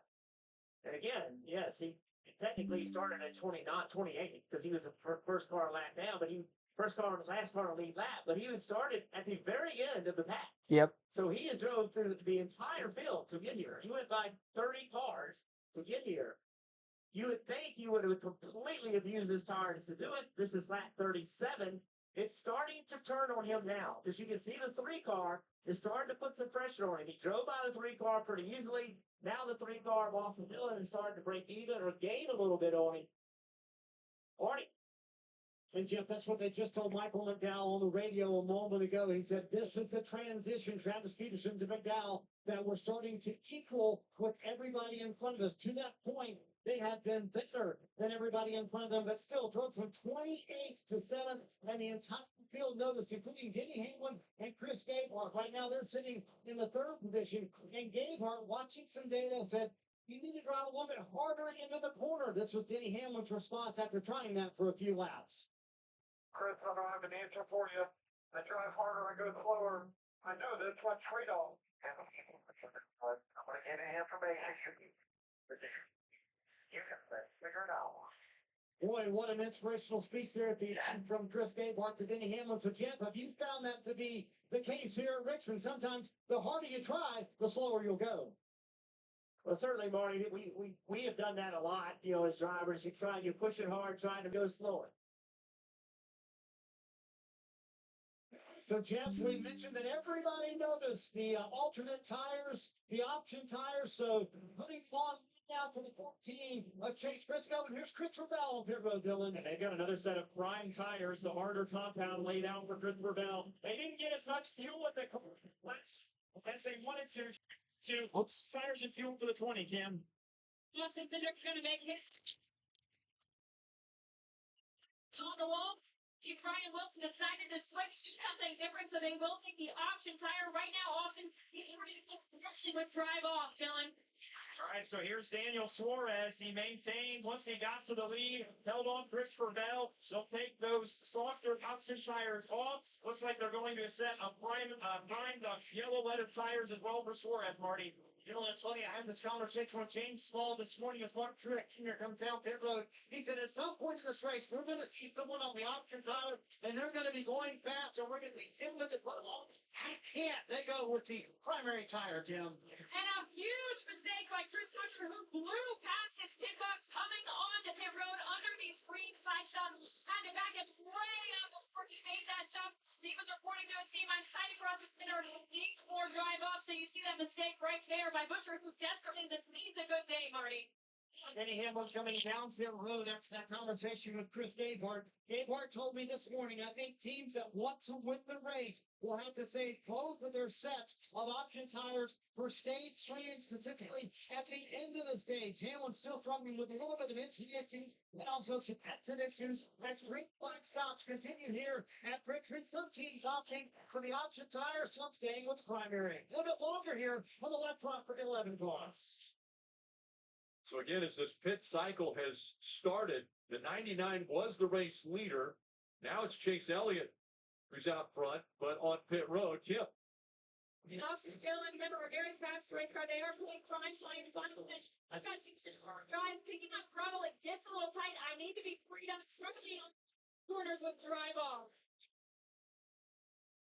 See the 17 of Chris Buescher right there. That's racing the 20. 17 was running 11th before Kim reported that he completely overshot his pit box. So this looks to me like he's going to lose a lap to the 20. I know that might not make sense at the moment, but, you know, he was 11 spots behind the 20, gave up that time. I believe the 20 will put him a lap down during this cycle as it all kind of cycles through. Chase Elliott on pit road. You see that now on the scoring pylon, Jim. Chase Elliott will push prime time. Stop on the right side. He's got a more speed than yesterday. I'm trying to guard my entry. He believes others for about a half a car length up from where he is on the turns. But overall, pretty good for Chase Elliott. As you see on the pylon, not everyone has come to pit road, right? There's about 8 cars that have currently stayed on the racetrack. There is some math that says, hey, skip a pit stop. Run all the way to maybe like lap, around lap 150. You only pit one time in this stage. So not just options for tire compounds, but options for strategy as well. A little bit haywire, but that gets Larson the lead. Larson out in front. You can see when they were on pit road last, the last lap. Lap 75 for Larson, Reddick, Blaney, Byron, and Busch on pit road now. Kyle Busch bringing that number 8 to his team, Marty. I think some of these teams were tempted to maybe try it on one stop, and Steve was mentioning it. You see Randall Burnett watching the stop for Kyle Busch here. Steve, more help center, more help exit as well. They sticking with the primary tire here for Kyle Busch. Also coming down pit road next time will be Ryan Blaney coming down pit road. He said, I need way more turn in traffic for Ryan Blaney, who won a short track race earlier this year at Iowa. Him coming down pit road with 100 laps left here in stage 2. And you saw the slow left side for the 8 car. It looked like they had to jack it back up to tighten the left rear. So that is going to put the 8 of Kyle Busch back, giving up multiple seconds in the pit stop itself. That was going to make for a frustrating night. Yeah. Dylan, how about the 24 of William Byron? 8 cycled inside the top 5. They'll take prime tires off, put another set on. Williams said he just was burning through the rear tires. They battled that all day long, and their just from the first stop. It's like maybe another one there for the 24. There have been a few teams that have tried the option tires on this pit stint. We'll give you that as soon as we get clarity with it. We know the 4 went out there on the option tires. Here was that mistake on the 8 team, and it was on the left side, Steve. The right side looks good. Watch the left side, left rear. There's communication on the radio or something that the 8 felt. He stopped and jacked it back up to tighten that left rear tire. I mean, a slow pit stop is bad, but the tire coming off on the racetrack, even worse. Right now, only 18 cars on the lead lap. But again, a few up front, Larson, Reddick, Stenhouse Jr., they have not come to pit road yet. Yeah, so basically, Ford, Bell, he's the first car that is off from pit road with fresh tires running fourth. Larson leading at Richmond. They started 95 laps still to go in stage 2 under a full screen commercial break again on the USA Network. We'll go through the full field running order now as Kyle Larson leads to the midst of green flag pit stops at the Richmond Raceway. Tyler Reddick is second, Ricky Stenhouse Jr. in third. Christopher Bell, first of those on 4 fresh tires, in fourth. Daniel Suarez is in fifth, Martin Truex Jr. sixth, Brad Keselowski seventh, Denny Hamlin eighth, Joey Logano ninth, and Ross Chastain in 10th. Michael McDowell in 11th, Bubba Wallace in 12th, Austin Dillon 13th, Carson Hocevar 14th, Chase Elliott 15th and 16th is Josh Berry. Austin Cindric in 17th, Ty Gibbs 18th, Chase Briscoe 19th, 20th is Zane Smith. Alex Bowman in 21st, 22nd for Ryan Preece, Ryan Blaney 23rd, last car in the lead lap. Todd Gillen in 24th, William Byron a lap down in 25th, 26th for Noah Gragson, Chris Buescher 27th, Eric Jones 28th, 38 of 400. 13 laps led for Kyle Larson, who is currently the leader. Christopher Bell had led for 36. He won stage 1. 29 laps led during this stage for Daniel Suarez. Most laps led in the race, Denny Hamlin. He's led 4 different times for 58 laps. He also started on the pole. Chase Elliott led 3 laps during the green flag pit stop sequencing here in stage 2. Our only caution was at lap 70 for the stage 1 break. No yellows for incident so far. So again, you're listening live on KRC to the Cookout 400 at Richmond.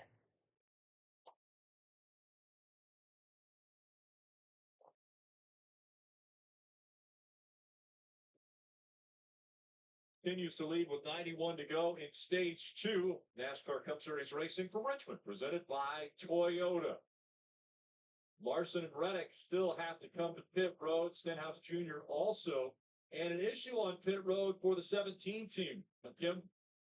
That's right. Originally, you called it him sliding through the box. That actually wasn't the case. That was what it looked like from the angle we were at.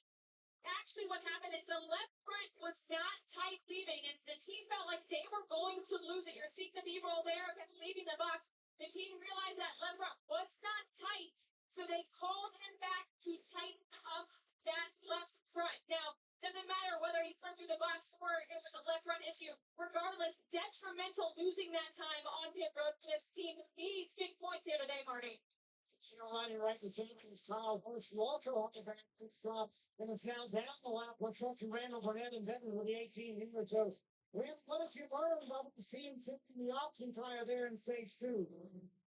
Yeah, we saw the 19 charge of the trip there. I'm sorry, the 99. And, didn't fall off there as much as we anticipated, Obviously, if things going down, tracks going up, particularly that was going to be a factor. So, I think there was a lot to be learned. There's some guys out there on red, right?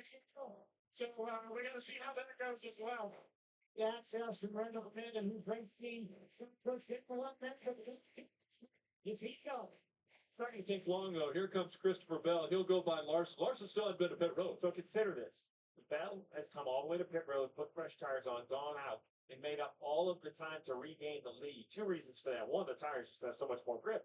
But one thing unique here at Richmond, you pit in the middle of 3 and 4. You exit off of turn pit road. It's actually one of the tracks where you lose the least. You only lose about 20 seconds in general because while you're on pit road, you still run 2/3 of a lap. So it's an interesting little math equation. That makes all of this green flag cycling really worth it, Dylan, because you don't lose as much time. Yeah, well, and we talked about how Cliff Daniel said we're going to probably have to try something a little bit different just to make up for maybe the speed that we're missing in this car. And he did just come on the radio, final asked him, how much longer are we doing this? Cliff said we'll be within 10 laps. So expect Larson in here in just a few moments. And to put in perspective, the 5 of Kyle Larson before all these pit stops was running 10. So, just because he's lost the lead doesn't mean that, it's not working, it's all gone sideways. So far, so good for the flat car. But his strategy is pit once during this stage, and everybody else will come again. Correct. So he looks like, this strategy play might work out for the best, but we'll see after, everybody has come back to pit road again. And even if time-wise it's a dead wash, you use 1 less tires. We get into that final stage and have a bunch of yellows. I would love to have those fresh shoes sitting in the pit stall. Now falling back to third, so it's Bell and Suarez running 1 and 2. Now Suarez used one of his sets of option tires, so is it a plus for him? Is it positive? Because he got track position by doing it, but now can he maintain it while saving that maybe one set of the option tires for the end of the race? Well, it's going to be an uphill battle, but they didn't go for dog. You know, he absolutely gained the time. As now we see 45 of Reddick, that kind of second stage of pitters. This will be his first pit stop under green in this stage, Tim. All 350 that run, in fact, he wanted to run a higher lane, but he said stuff like I still think he had no looser over on that run. They will make an air pressure adjustment for fresh your tires, snow go field. As expected, right behind the 45, the 5 of Kyle Larson come to pit road. The math says now's the lap. Cliff Daniels calling his superstar driver who just won Knoxville last night. I think they said he's won 6 races, Dylan, between Indy and here in the sprint car. Good run for the 5. He has. He's been on a hot streak. If you remember, they tried to do the one-stop strategy in this stage in the spring, and an ill-timed caution kind of threw that out of whack. So same approach here for Cliff Daniels and the 5 team. Prime tires going off. Another set going on here for Larson. We'll see where he cycles back through. That looked close there on the left front as he still had the gun on as he was pulling away. It was definitely kind of a timing type play, right, Rick? We'll have to just wait and see, make sure everything gets tight on the 5. As we see the Ford, Josh Berry, the lead car on the option tire, up to 10. Differing strategies, their option tire. Dylan, the 47 now on its way. Yeah, that's Ricky Stenhouse Jr. It's been tough sledding for these guys today. Started 33rd and stayed on the lead lap. That was Ricky's goal early here. They'll go to the prime tires as well for Stenhouse here.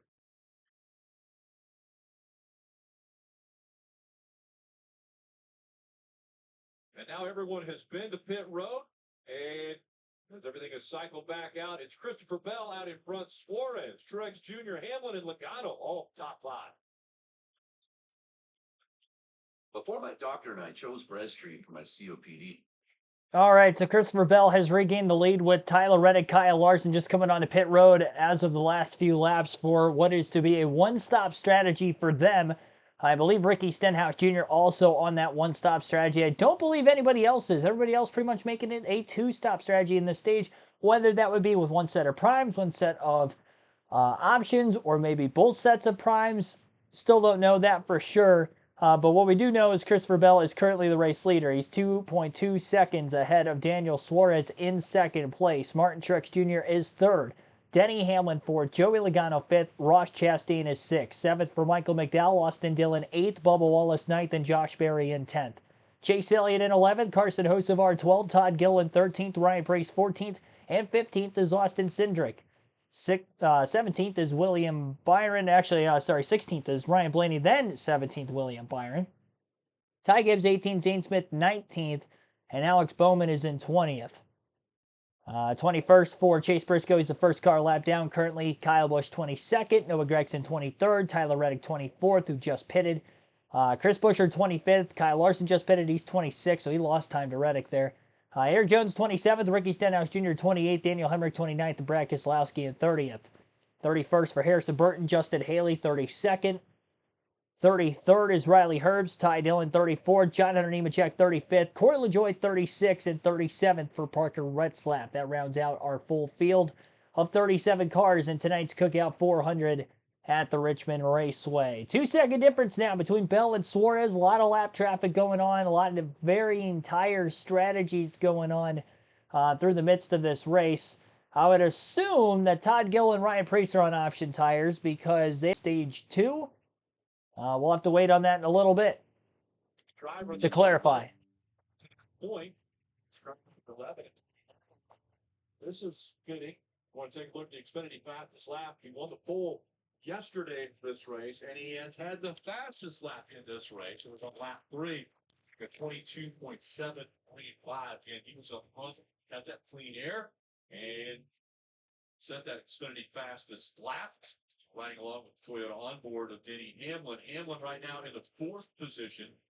For Bell, Suarez, Truex Jr., Hamlin, Logano, Chastain, McDowell, Austin Dillon, Bubba Wallace, and Chase Elliott all a part of the top 10, but there are some option tires that are making their way up close to that top 10. The furthest forward right now is Josh Berry running 12th. And those option tires, they've kind of lost the luster now. You know, over 35 laps on them since they've come to pit road. And I think they've just got the good off those red tires and starting to lose a little time, Marty. While we were in commercial, Brad Keselowski came down pit road and Matt McCall. When I talked to Matt McCall this morning, he said, listen, we're in a position where we need playoff points. If there's a way that maybe I can get a playoff point out of this, I'm going to try and do it. So Matt McCall making this decision to go with the option tire. So Steve, of the teams that are making this one tire or one stop here in stage 2, do you think they really have a shot to win this stage? Well, I do think the ones that put primaries on have a shot. I don't like this call for the 6 just because we know the options. Remember, they're the softer tire. They're grippier. It's like the 100-yard dash. Why can't you run that pace for a mile? Because you just run out of air. You run out of breath. That's the same thing that happens to these option Goodyear tires. After about 30 or 35 laps, they start to lose grip, and they really nose over. Well, remember, he's only going to stop once. There's 68 to go in this stage, so I don't quite understand why you would be on the one-stop strategy and use the option. Those don't seem to line up. That's like X's and O's. They're not really the same. That's the opposite of other drivers like Gilliland and Barry and Priest. I understand why they did it. They're going to stop again here and just around the corner, Rick. So, you know, we're on here with the BuildSubmarines.com on the 6 car. You know, I have the next wave of pit stops coming in, you know, less than 20 laps, probably like 17 laps. And actually, here we start to see some of those guys that put those reds on, they decided to stop a little earlier. We see business on pit road with Priest and Cedric Campbell. And Austin Cedric are putting prime tires on this. They just took off that option tires. Cedric is reporting that everything is really sensitive. He has to eat the center is so tight he can't do what he wants with the car. Coming off pit road, going to get put flat tires back on. Talking about when to put these tires on and when not to. Remember, Suarez sitting there. He now is back on primes, right? So he used those tires. He used the option soft tires to get track position. And now he's running second, and now he has enough pace. He's actually the fastest car on the racetrack. So it's worked out for him so far, Dylan. Josh Berry's balance on his race car continues to be a challenge. They have the red tires on right there. They will pull those off and put a set of primes on. Josh just complained he's just missing front turn on that run for the 4 cars.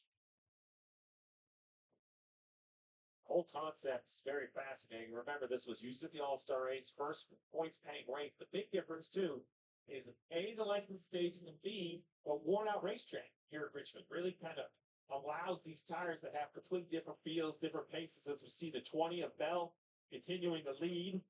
The 48 of Alex Bowman, he's actually trying to get back a lap because he pitted in a different sequence than the 20.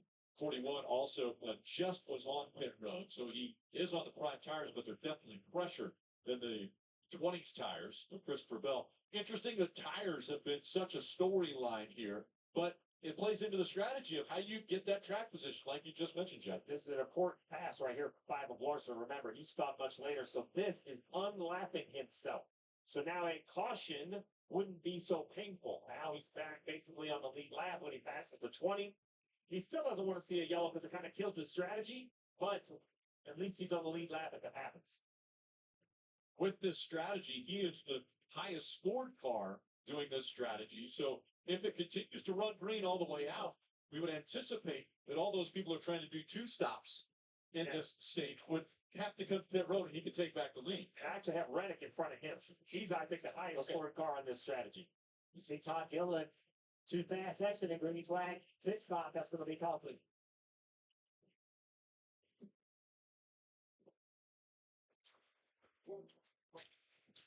Ready to rock.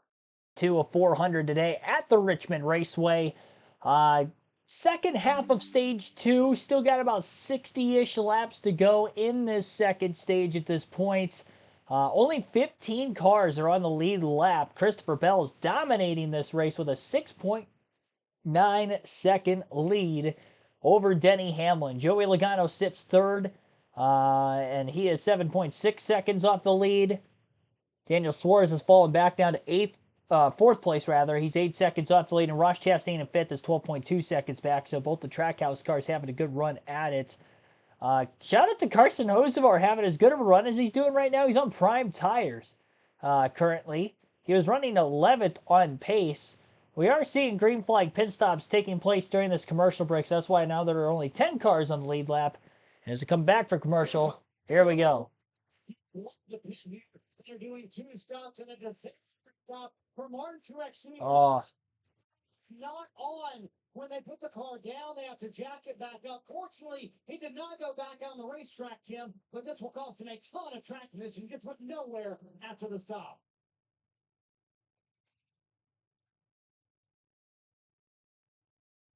And Steve, it looks like he had the gun the ball crash because the lug. so Hocevar is now on pit road. Denny Hamlin currently coming into the pits. Bell still out on the racetrack. And the jack dropped before he even had a chance to tighten it up. Those lug nuts stay on the Ross Chastain's in. which is fortunate. That thing starts bouncing down pit road, and it's a total mess. Levin and Denny Hamlin on pit road in front of you, Marty. Yeah, so normally you would want to run a little bit longer here, Steve. This is going to be a 55-lap run or so for Denny Hamlin to go to the very end of the race. So they're going to stay with the primary tire here for Hamlin, who's still struggling on the exit of the corner. Needs a little help on entry as well. And a lot of teams would like to go to the option tire here, Steve, on this final stop today, or final stop here in stage 2, Tim. But they feel like they have to go elsewhere to do that. And during the gun, when you see the chassis adjustment, he said, I am just playing shades dirty here. My car is soaked into the tight or loose off. We have not seen the option tire on the 22 yet. For Bell, and just reported that he was a little bit free off on that run, but still really happy with the balance. Here goes around the left side. It's 23. Ryan Blaney, who's down a lap for pretty much all of stage 2 here, still saying it's a little bit better turn in the middle of the corner, especially when I'm in traffic, Dylan. William Byron is in as well. He was reporting again. He kept burning through the rear tires in that run. They'll go to the prime tires here for Byron in the 24.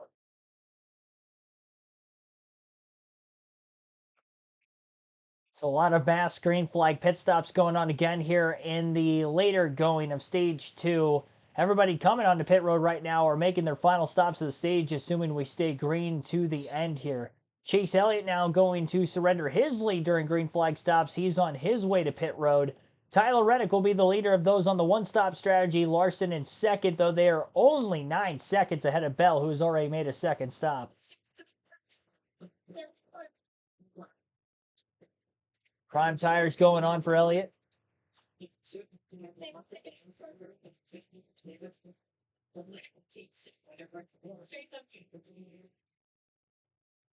Elliott gave up. Pretty quick 9.8 second stop for the 9 team.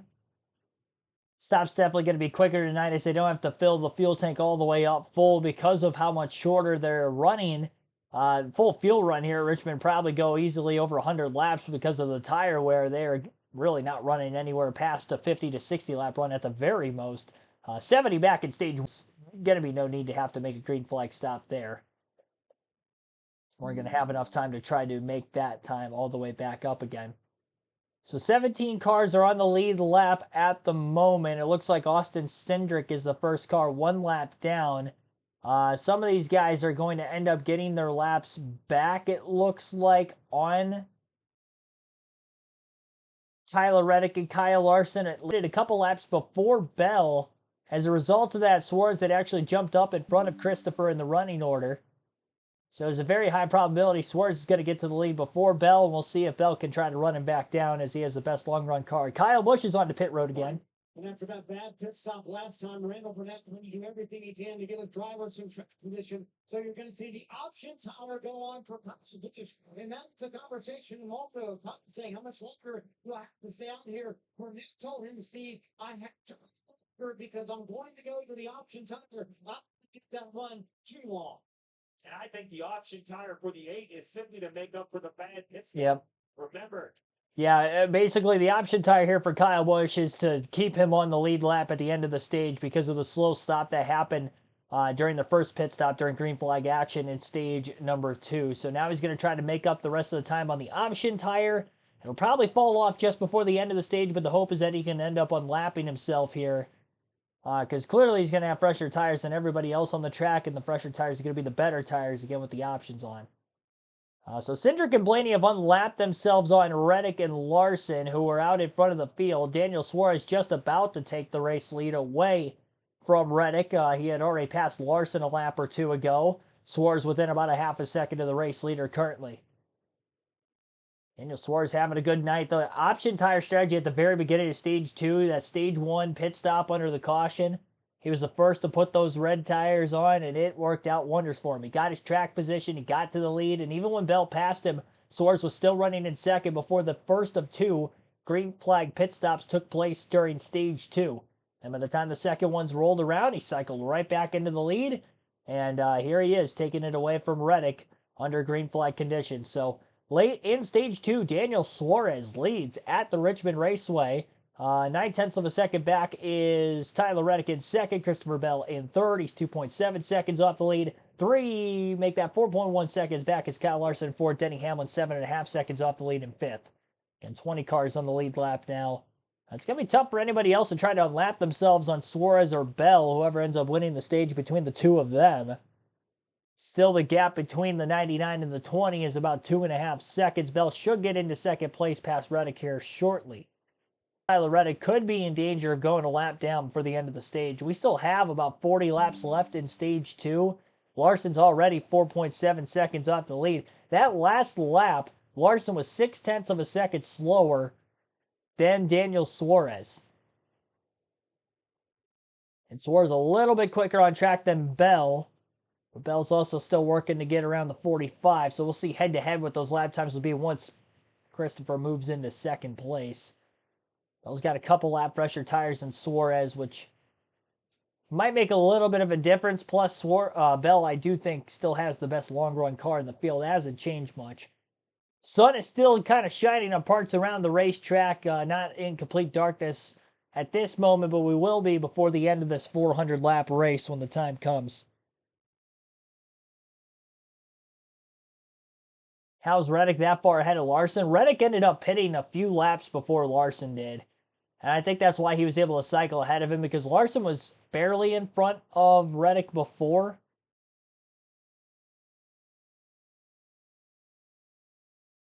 And I definitely know Reddick pitted a few laps before him.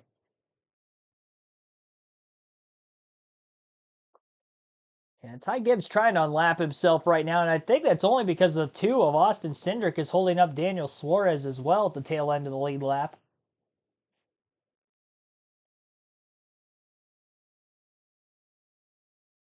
Side-by-side lap traffic in front of the 99 as Gibbs unlaps himself. Maybe pitted a little bit after Suarez, so he made some time up there. It's big for Gibbs, plus 42 points above the cutoff line, so running in 20th place isn't so hot right now. And here's Kyle Busch on the option tires. He just passed Tyler Reddick, who's the third place car, about 3.5 seconds off the race leaders. So now the goal here for Busch is to try to unlap himself on Daniel Suarez, Christopher Bell, to get back in the top 20 here before the end of Stage 2. He's got 38 laps to do it. Now, the option tires do fall off quicker than what the prime tires do. So although he may be able to unlap himself, can he then get far enough ahead of Daniel Suarez before Suarez? Busch pitted with about 48 laps left in Stage 2, so he's going to have to go quite a ways on the option tires to really start to see that cliff point between the 30 to 40 lap mark. Busch's sake, he's going to want to hope that it's closer to the 40 lap mark to have this pan out for him. At the very least, be the first car one lap down at the end of the stage to get the free pass. It would, track position-wise, end up lining you behind all the lead lap cars on the next restart, but at least you're back on the lead lap already. We'd have 2 sets left, but we could only have one more restart left in this one, and we haven't had a caution for incident to this point. And if it stays that way all the way through Stage 3, those teams that have 2 sets of option tires the rest of the way, I don't know that that's going to be as much of an advantage as if we were to see any restarts in Stage 3. I think the best thing for Daniel Suarez, this thing stays green to the end. We have one more restart with option tires. And he's probably going to be in a very good spot to get at least a top 5 finish, as long as, of course, there's no blunders on pit road. considering we'll still have 3 more pit stops remaining in the race, at least. We'll have the stage end and then the 2 green flag stops in the final stage.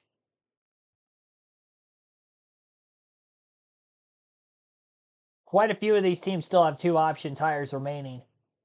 Bell, Reddick, Hamlin, Larson, Logano, Austin Dillon, and Bubba Wallace are the teams in the top 10 currently that still have 2 sets of option tires left. So the teams in the top 10 that only have 1 set of options left would be Michael McDowell and Daniel Suarez, and that would be it. Suarez still 1.7 seconds ahead of Bell. Suarez trying to get a playoff point, though. Obviously, he's nowhere near the top 10 of the regular season standing, so the only playoff points he's going to be getting is going to be based off of stage wins and race wins. And, of course, Daniel Suarez has 1 race win back at Atlanta earlier in the season, so that gave him 5 playoff points. As far as the stage wins go in the year, Daniel Suarez doesn't have any, so this could be big for him if he can get that 1 extra point here. Of course, Atlanta starts off the playoffs and already winning there earlier this season. Even though Daniel Suarez hasn't been performing that well this year, you never know. He could end up making his way. A good points day there. Has a solid run at Watkins Glen in the second race of the round. And, might be able to fall back at Bristol and still make his way into round number 2. Got some good tracks for him for sure.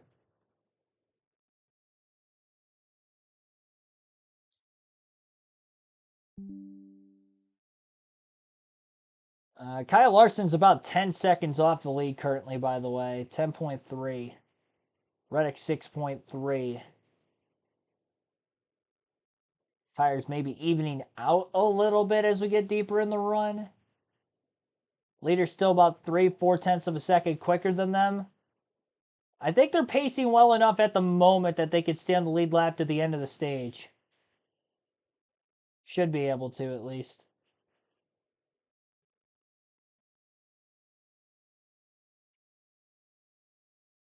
Kyle Busch was obviously able to unlap himself in recent laps. Currently, Kyle running in 19th place. Using up a set of option tires while the leaders were on primes to try to hopefully get back on the lead lap with the slow first stop in the early going of the stage. As long as his tires don't clip too badly, this should end up panning out.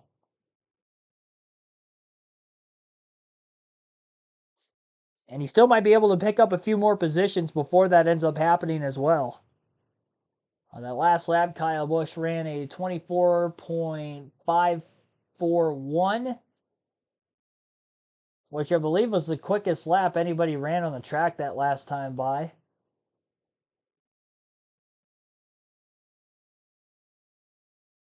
He also was the last of everybody to hit pit road.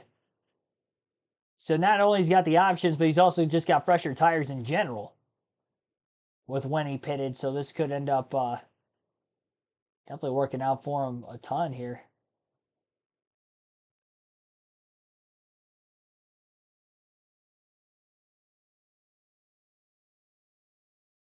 Kyle Larson is dropping still. He's now back to 7th. Reddick still remains in 4th.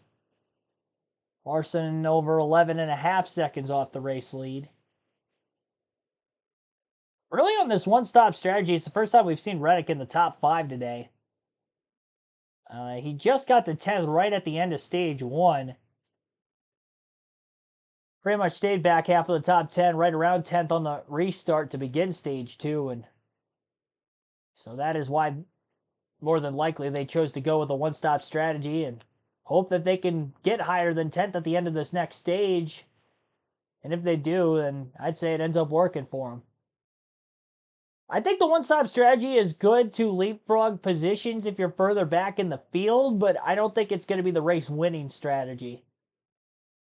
You're going to want to have the tires to be able to attack later in the race. You don't want to have to be on the defensive side of things because that usually doesn't work.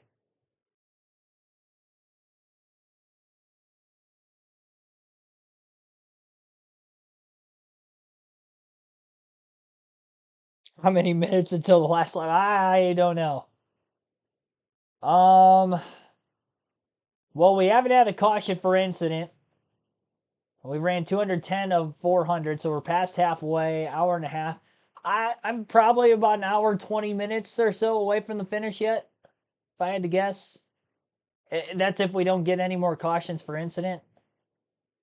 The pace we're running right now, we're looking at about an hour 20 to, if we'll get a caution or two, an hour and a half before the finish. If I do my math correctly. And obviously, again, if we stay green most of the way.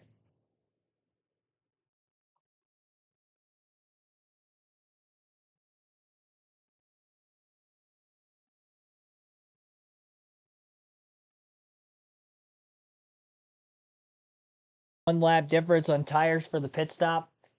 So that's a combination. Well, one lap could be a 2.5 second difference at the end of a tire stint. So that probably gained Suarez 2.5 seconds. I'm not sure exactly how far behind Bell he was. He was within a couple seconds of him.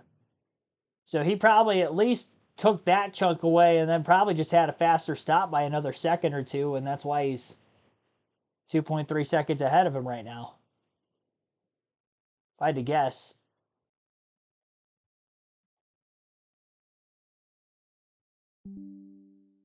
Larson now back to 9th, and he's 15.3 seconds off the lead. So still, again, looking to see if Larson can hold on to the lead lap before the end of the stage. Good news is he's got a lot of cars in between him and the tail end of the lead lap behind him. So there'd be a lot more cars, more than likely, that would end up having to go lap down before Suarez. He's in 17th. Last lap at the line equal to the 1,000th of a second mark between Suarez and Busch. So the tires are starting to clip for Busch, but he's running identical lap times to that of the race leader. On track, he's about 3 seconds ahead of Daniel Suarez, running the same identical lap time. These lap times are going to slowly start to favor the 99 of Daniel Suarez from here to the end of the stage, so can Busch hold on? Josh Berry is currently the last car in the lead lap, just in front of him. Brad Keselowski, the first car, 1 lap down. Not sure exactly how far behind the 99 he is, but he would be in the free pass position for now. Pass for position, Carson Hocevar up to 11th. On the track ahead of Ricky Stenhouse Jr. Great run for Carson so far this evening. He was running 11th at the beginning of stage 2 before we started seeing green flag pit sequencing, so he is definitely having a good night tonight.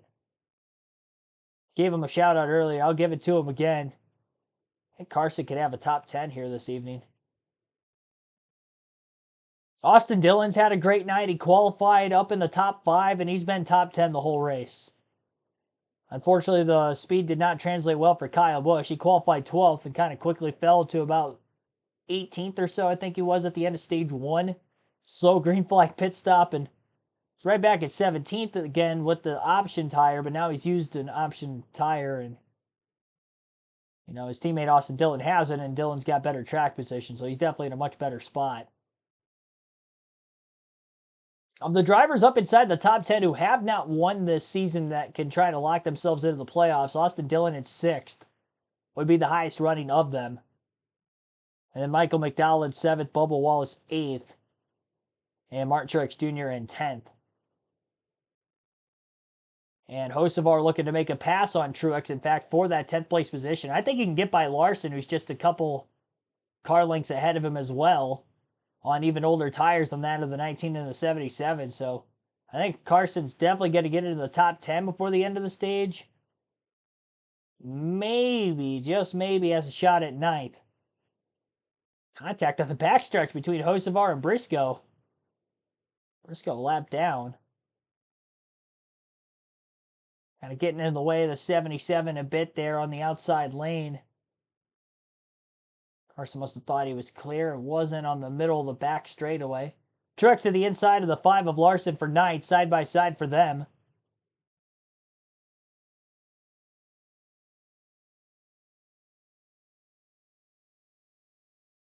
Truex sliding those rear tires down to the bottom of the track. Larson, of course, in that typical Larson line up near the wall.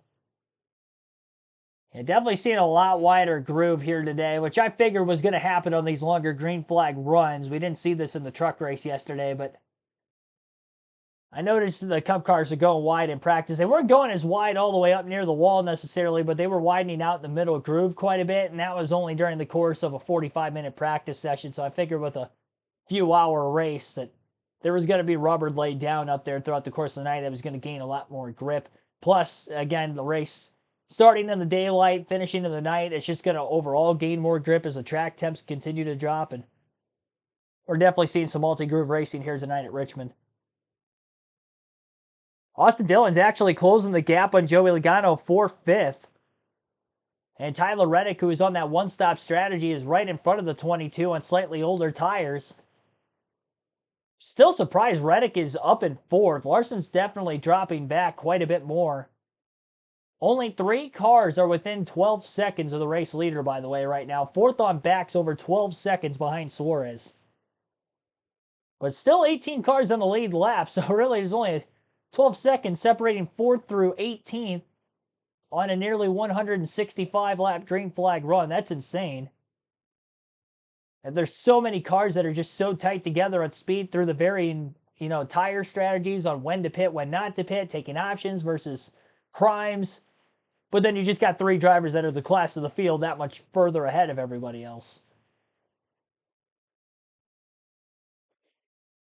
I mentioned Daniel Suarez had the fastest lap averages in practice at the very start of the stream, well before the race started, in the 20, 25, and 30 lap categories in practice. And that is proving well right here in the race. So even though it seems like a shock Suarez is up here, gathering the data we did at the beginning of the day, we probably could have assumed that this could have potentially happened if we had a lot of long green flag runs in the race. I wasn't sure if that was on the options or the primes that he had that good long green flag run, but I mean, he had good long run speed yesterday, and it's panning out well for him here. Got the track position with the option tires, and he's holding together decent enough lap times on the prime that although Bell was faster than him, he had enough of a gap on him that Suarez doesn't look like he's going to give it all the way up here. And Josh Berry's going to be running him hard to the end of the stage. Berry's trying to stand the lead lap in 17th. Kyle Busch has already gone a lap down, so if Berry loses his lap here, Busch will not get the free pass. He's too far behind Berry, and Berry gets lapped off turn 2. So now Josh Berry's in the free pass position. 16 cars are on the lead lap. Ryan Blaney's the last car on the lead lap ahead of Suarez, but he's about 3 or 4 seconds ahead of him, and there's only 2 to go in the stage. So it looks like Josh Berry will get the free pass in the 17th place position at the end of stage 2. And Busch, despite going on the option tires, still going to be a lap down at the end of the stage. Tough break for him as his season woes continue. Margin between first and second, about 8 tenths. Toyota's thought could have dominated the race today. Daniel Suarez surprising here in stage 2. Can he be a threat for the win? Stage is in the books now. Caution's out for the second time. It is the stage 2 end. Daniel Suarez gets his first stage win of 2024 as he tries to go for a second win of the season. That'd be insane if a guy like outside the top 15 in points ends up with 2 wins on the year. Pretty crazy, really. Elliott Truex battling for a stage point. Truex runs into the side of the 9, but then gets a little loose off corner exit, and Elliott's going to be able to take that spot. And Elliott will get the final stage point at 10th. Truex 11th there. And Truex is bumping the 9 under the caution. He's upset. Which is weird because the 19 ran the 9 up the racetrack, I thought. And then he hit him. Well, I guess they made contact before that. Okay, well, that would be why Truex was upset. So Chase Elliott ran into the side of the 19 car back straightaway, and then Truex tried to run him up the track in 3 and 4. Got loose out the exit of the corner, and Elliott took that final stage point, and that's why Truex was upset with Chase Elliott there. Stole stage point from the man. Definitely been quite a bit more contact, I feel like, in this race compared to previous Richmond races. Do you guys feel that too? I feel like there's been a lot more bumping and running going on tonight than we've seen at Richmond the last couple years with this next-gen car. I don't know what it is. Usually there's like an air bubble. These guys can't even get close to one another on the short tracks. It might be the warmer temperatures, honestly. You know, the track's just slicker, so it allows them to have more off throttle time potentially. But I've noticed there's been a lot more contact tonight.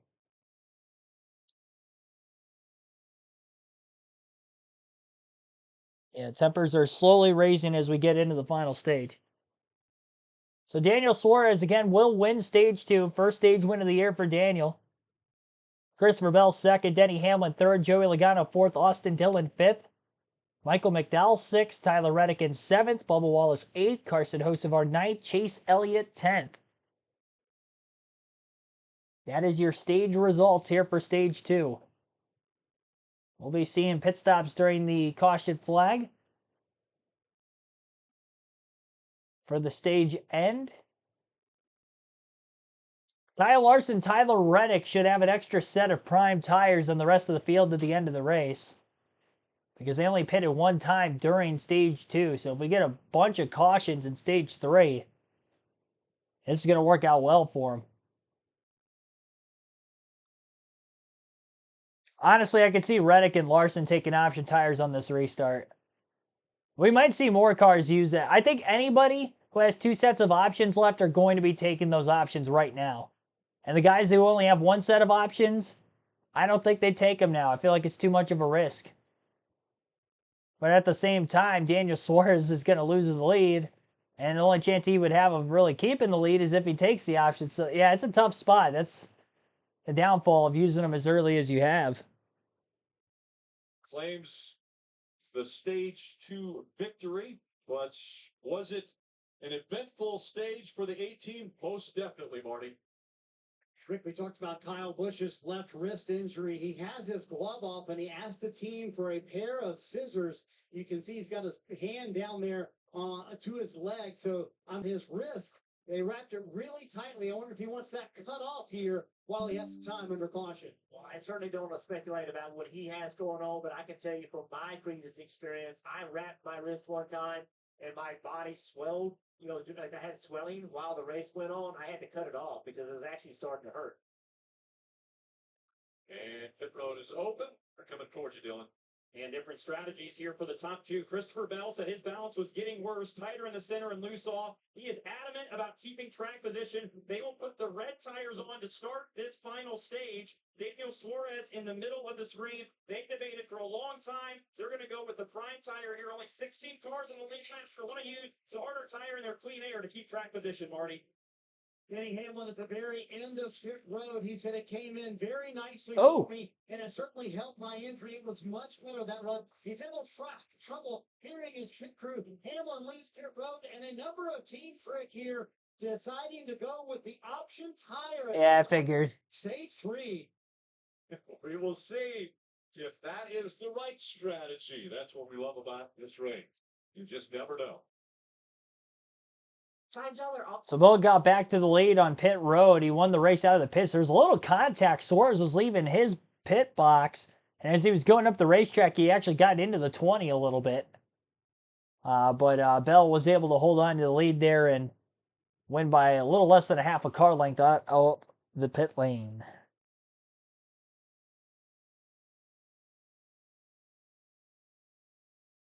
Larson, your pick to win? All right. I'm still sticking with Bell. I can't change my pick, so we're riding with him.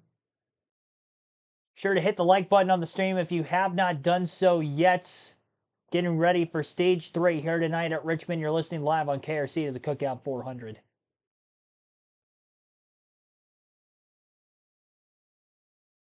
Ryan Berwick, thanks for tuning in. I think I shouted out Emma Ridebold in the stream either. Seen you for a little bit. Thanks for tuning in tonight. I don't know if I missed anybody else also that I hadn't shouted out for watching this one, but I appreciate it. As always, subscribe for more NASCAR content. We have live NASCAR commentary streams every race weekend for Truck, Xfinity, and Cup Series races,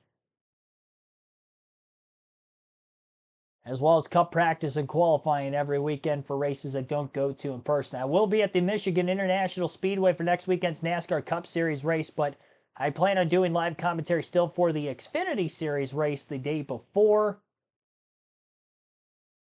and hopefully for practice and qualifying on that Saturday as well. But still going to have live commentary next week from Michigan, at least for the NASCAR Xfinity Series racing. For the Cup race, we'll have a race highlight video from the grandstands then.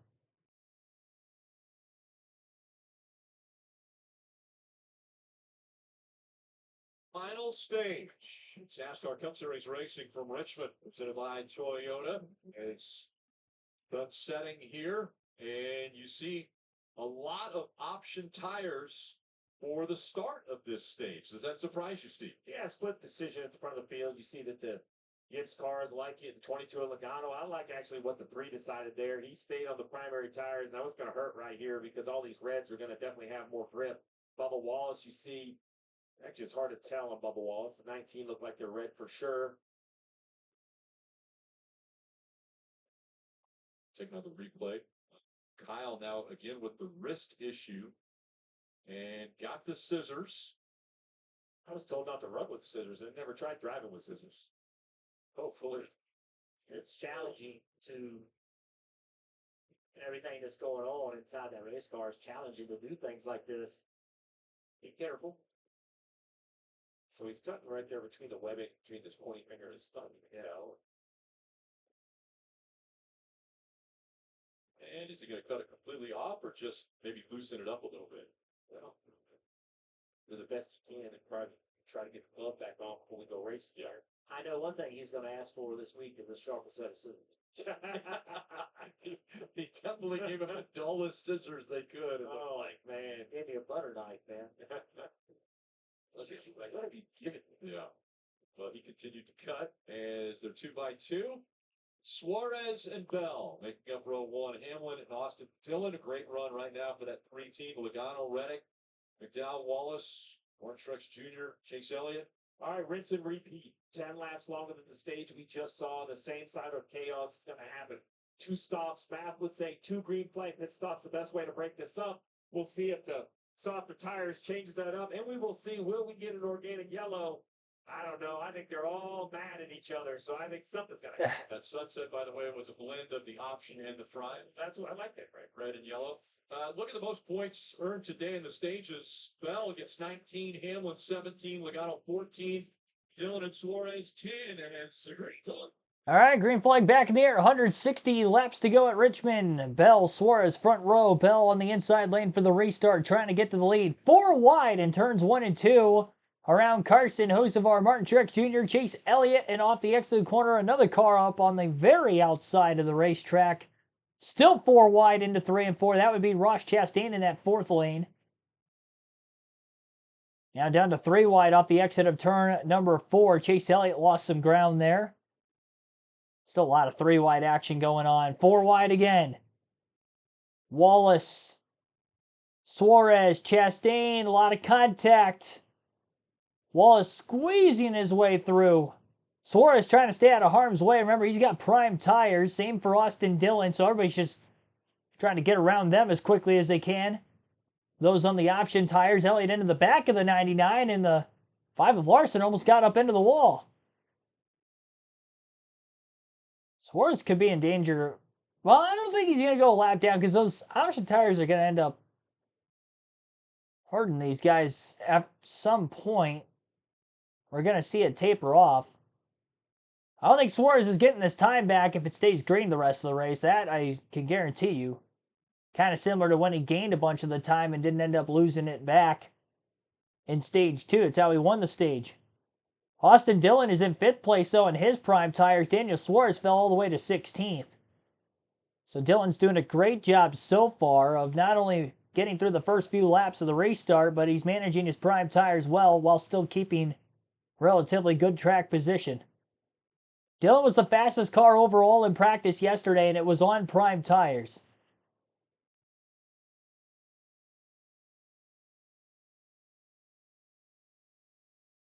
Actually, it looks like he's on reds. Options, it looks like. And it showed that he was on prime tires on the ticker until just a couple seconds ago. Now it went red, so. It's like after further word, they're like, hey, he's not dropping back. Maybe he does have option tires on him. I guess that was the case. He's still running top 5, though, having a good night. Joey Logano was able to get to second on the race start, getting ahead of the Toyotas of Hamlin and Reddick. But not Christopher Bell, as Bell continues to lead the field. Bell trying to go for his 4th win of the season. That would match Kyle Larson for the most on the year.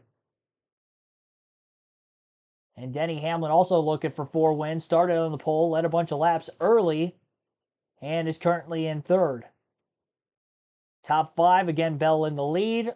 Joey Logano 2nd, Denny Hamlin 3rd, Tyler Reddick 4th, and Austin Dillon in 5th.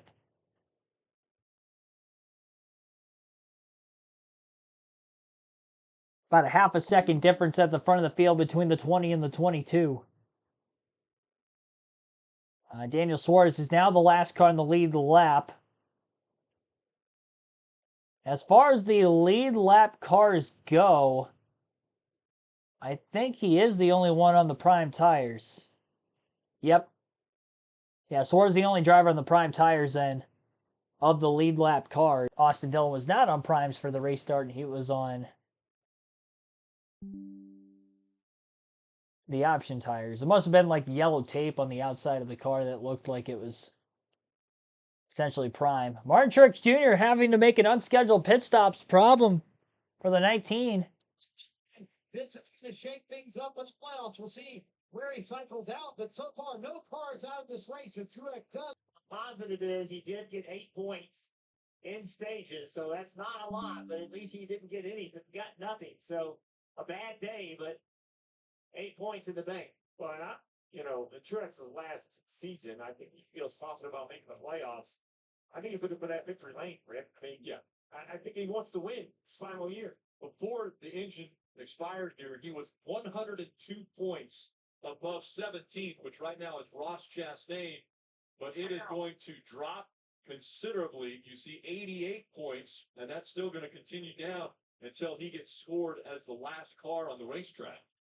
As I had mentioned, we saw Ty Gibbs had an engine issue. Seen a few of these Toyotas over the last couple months. I can't speak that they're related, but it's definitely going to be a cause for concern. I'm sure they'll look into it, Marty.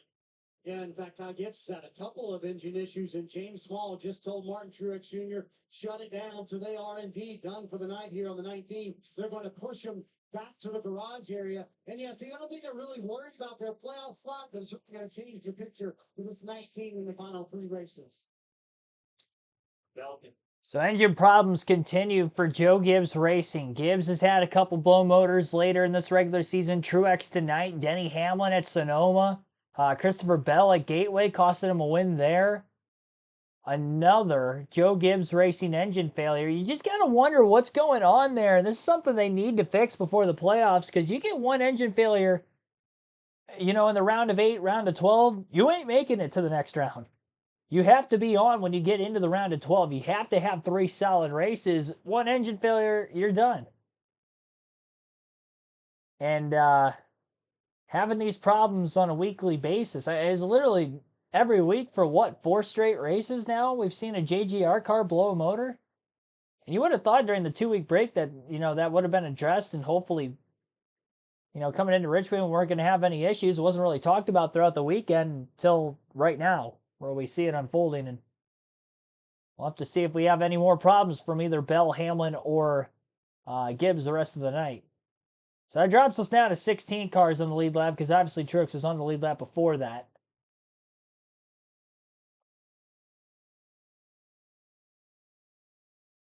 Truex is out of his car and walking back towards the garage area currently.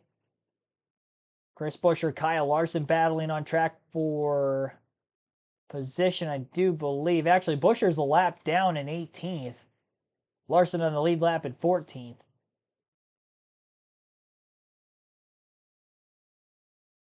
I will say, with no cautions for incident, this race is moving tonight. Looking up at the laps to go counter, we're only at 140 laps left, and we're not even 2 hours into this race. A 400 lapper at Richmond. It is definitely quick with no yellows. Pace is up. I wonder what the record is at Richmond for the fastest race. If it stayed green the rest of the way. Would it be potentially breakable tonight? The fastest Richmond race of all time? It would definitely be under 3 hours. Unless they had maybe, shorter distances here in the past, but it's been 400 laps at least my entire lifetime, so I don't know, well before that, back in early days of Richmond Raceway. Well, didn't it used to be a half-mile racetrack, and then it went to 3/4 of a mile when they had this, like, tri-oval layout? Am I correct in that? Maybe they had some quicker races on the half mile. This might be the quickest 3/4 mile Richmond race.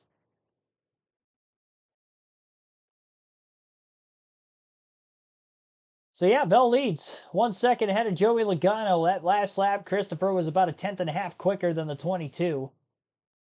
Denny Hamlin's 2.1 seconds back at third. Tyler Reddick 3.4 seconds back at fourth. Austin Dillon in fifth, 4.2 seconds off the lead. Bubba Wallace 5.5 seconds back at sixth. Michael McDowell in seventh, 6.5 seconds off the lead.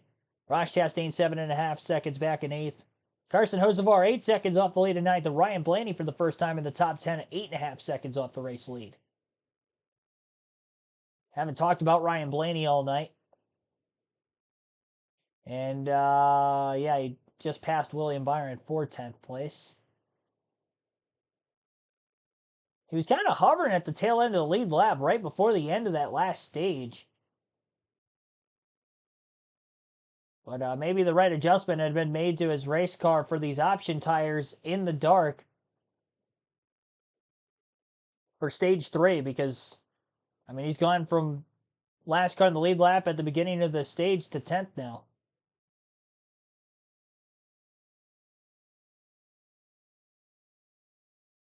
And Suarez still in the lead lap, about 15 seconds off the lead. His lap time that last time by, 24.85. Tabell's 24.39, who's on the option tires. Here's Martin Truex Jr. It's like it broke a balance spring or something, and then it's kind of self-disintegrated right there, self-destructed really quickly. So, yeah, I don't know, just one of them days. How chaotic was this race to keep up with the option tires and the different pit strategy and all of that tonight, Martin? It really wasn't. I think James made the right call to put the tires on when he did. We just had an issue on pit road with the left rear wheel coming off. We went from being one of the best cars on the track to not having a very good car with a very small change. So I think we just missed an adjustment racetrack-wise, but we were still going to be okay. It's a shame. Last race here full time, and would have been nice to get another win. One of his favorite racetracks, Martin Truex Jr. has 3 Richmond wins, but he's going to be the first car out here tonight. Can you reference that? Yeah, every other car on the racetrack, so last place finish here tonight for Truex. 1 point for his finishing position. At least he was able to get 8 stage points along the way. He came in 108 points above the cutoff line. Probably going to be down below 70 or 80 at the end of the night. 3 races still to go in the regular season after tonight's race at Richmond. Next week at Michigan, followed by Daytona Saturday night the week after. And the regular season finale at Darlington for the Southern 500. And that is largely due to the extra off week we had for the Olympics here during the season. Usually the last few years we've only had 1 off week all year. Smack dab in the middle of the regular season. This one 2 weeks off in the middle of the summer, kind of later in the regular season. So that has pushed Darlington as the regular season finale, where we'd seen Daytona in that slot before. Ryan Blaney just passed Chastain and Hocevar to move up to 8th. Blaney dropped a 24.619 that last lap. Fastest car on the track. I don't know where the speed came from for Ryan Blaney, but they made the right adjustment to that race car. And the nighttime seems to be the right time for the 12 team. We'll still see if he's the fastest car on the racetrack, but he might the fastest car of everybody on primes or on options, excuse me. Because he's moving up through the field. I mean, he's already gained he was 17th on the restart, so 9 positions gained on equal tires of that of everybody else around him.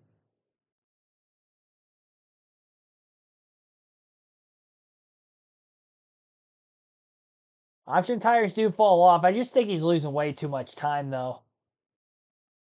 They fall off after 30 to 40 laps, but we're only going to see 50 to 60 laps at the most out of them. He might get a couple positions back, but I don't think he's going to get them all back. And he would have to go on options when they're on primes to try to get that time back, and then he would just end up being on the opposite again after that. So, yeah, I don't think Suarez is personally going to end up making a comeback in this one. That might be the end of Daniel Suarez here tonight. Like I said, unless he's able to find a way to get on options when everybody else isn't. See, that's the thing. If this stays green to the end of the race, do you put the options on this next stop while the field, especially if you're at the front right now, you can go out there, take the lead, and then try to run good enough laps on primes to the end. I think this is going to lean into way more strategy onto when to take primes or not if it stays green. Because if we end up getting a caution and you have prime tires and that's it, and you don't have any options left, and drivers on the lead lap have options, those drivers on options are more than likely going to win this race.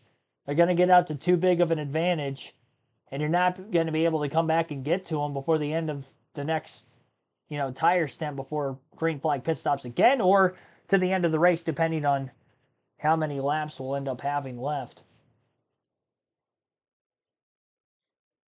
Yeah, because Suarez consistently has stayed about 16 and a half seconds off the lead. That last lap, Suarez is actually quicker than Bell, who is leading, by about 1/10 of a second. So the fall-off point for the option tires is right now. But he's not going to gain that much. He's going to be a couple tenths quicker a lap, and he's already fell to 16 and a half seconds off the lead before he starts to get a couple tenths of a lap quicker. So while we have seen that cliff point, again, he's just too far behind at this point. I don't know what's going on with Kyle Larson because he's the last car in the lead lap. He might be on his way to pit road this time, actually, because he was 14th. So it looks like Kyle Larson's in the pits, currently under a NASCAR nonstop commercial break on the USA Network. Top 5, again, as we run, Christopher Bell leads, Joey Logano 2nd, Denny Hamlin 3rd, Tyler Reddick 4th, Austin Dillon 5th. We'll take an ad break. You're listening live on KRC to the Cookout 400 at Richmond.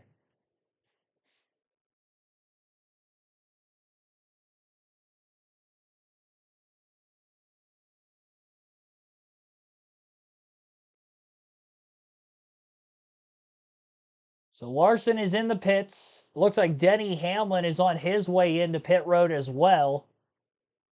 Prime tires are going on the 5 of Larson. So Larson taking primes. And again, Larson pitted from 14th. Byron on pit road from 9th. And they are throwing primes. So Byron taking primes from 9th. So the Hendrick car's first on to pit road. Lot more in as we speak. Denny Hamlin, Ross Chastain, Michael McDowell, Bubba Wallace, they're all in. It's our first green flag pit stop sequencing with about 120 to go here tonight at Richmond.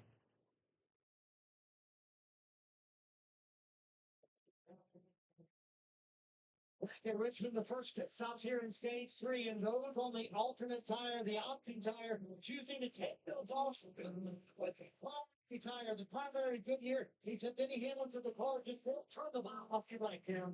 Everyone's gonna finishing his service. You saw the prime turns go on. That was a lap. And they actually had the reds on the wall right before he came down. He said, I'm free off, and the brake pedal getting a little bit soft. Marty.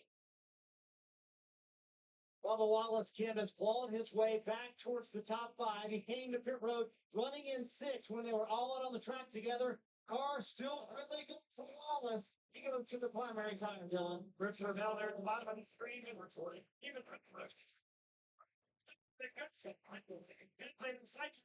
Here's Blaney asks, Dylan, we wondered how teams would be different on the primary tire versus the option tire, and I will tell you, Ryan Blaney's car absolutely came to life here on the primary tire, but a slow side. Dang it. Blaney trying to get that right front on this. So much for Blaney winning the race. Takes to go from the opposite tire to the primary tire. 16.8 seconds for Blaney. That's a good 7.5 seconds faster, slower than what they would hope to have. As you see Suarez right here, easily going to go by the 9. I like this call for the 99 to run long. Yeah, 16.8 second stop would have flew in the 90s, but not here today. So Ryan Blaney. Oh, Christopher Bell, too fast exiting pit road. Wow. So Bell, who was leading this race, has a speeding penalty. He'll have to make a pass through. It's going to open the door up. Hamlin cycled in front of Joey Logano through green flag pit stop, so Chase Elliott's pitting now. Once Daniel Suarez hits pit road, the lead will go to Denny Hamlin. Bell is serving his penalty right now, pass-through penalty. Again, he was too fast exiting pit road. It'll be interesting to see exactly where Bell falls in the running order. He's still ahead of Chase Elliott, who was just on pit road. But he's still going to be towards the back end of the lead lap. Suarez has just lapped Bell, I think. Yeah, Bell's a lap down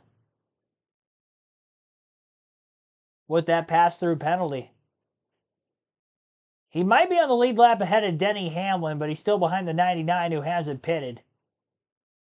So again, Suarez started on prime tires to begin stage 3.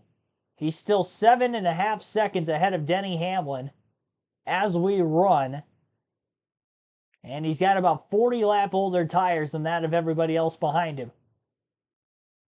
Kyle Busch also hasn't pit yet. He is in 11th, tail end of the lead lap. He's hoping for a caution. So he can get back on the lead lap and back in contention here. Bell's going to unlap himself on Suarez. So Bell did stay ahead of Hamlin at least.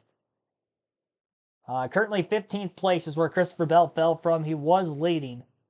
And Ryan Blaney, who had a very slow pit stop, slow in the right front during his 4-tire stop, he ended up actually behind Bell, who was leading, and then Blaney, who was 8th, have now fallen to 15th and 16th on the leaderboard.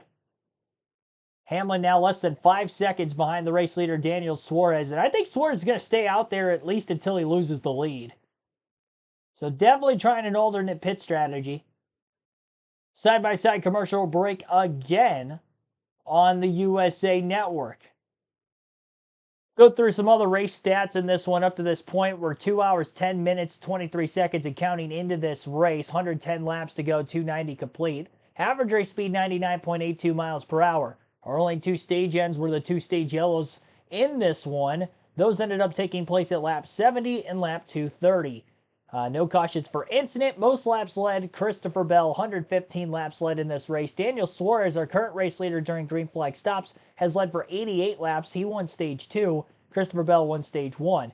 Denny Hamlin, our pole sitter, has led the 3rd most laps with 58 laps led. He is tied for the most times led between him and Bell, who have each led for 4 times. Total, Chase Elliott has led 5 laps during green flag pit stops tonight. Tyler Reddick has led 8 laps during green flag pit stops. Kyle Larson has led 17. He was on a 1-stop strategy back in stage number 2. So that's where he led those laps. So 6 different drivers have led at least 1 lap tonight. And mainly because of all these green flag pit stops that are going on, we've still had quite a few lead changes, all things considered. Looks like 16 lead changes in this race, despite the fact we haven't had any cautions for incident.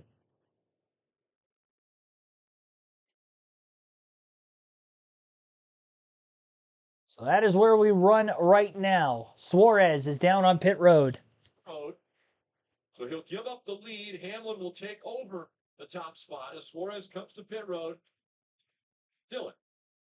And a reminder, they started this run on the prime tires, and that's what they will stick with here. So they'll keep their 1 remaining set of the option tires for the last stop of this race. And so that's the plan here. Suarez has been still pretty happy with this race car. I knew they were going to take their looks here initially in this final stage. Chris trying to maintain track position now, and Suarez is released. So what it seems like is Suarez is trying to split this race into even thirds, as he went 14 laps longer than everybody else on tires. So he gave up quite a bit of time there. He may be a lap down, but look to unlap himself on Denny Hamlin at some point in time once he gets back up to speed here leaving pit road. I think that's going to be the strategy play. So he's going to need this to stay green long enough at least to get back on the lead lap. As far as the rest of the field, you got to think about the race. And they plan on pitting one more time. They're going to have to go 60 and 60 to split this on half, because 40 laps at the beginning of this run is not very long. So really everybody's on the same strategy in stage 3 except for Daniel Suarez. Suarez was on primes while everybody was on options. So therefore everybody on the lead lap has one set of option tires, pressured tires in the rest of the field right now. Which therefore he can make up time right now and hopefully try to make time back up again on the next stop after he would run long a second time, I'd imagine.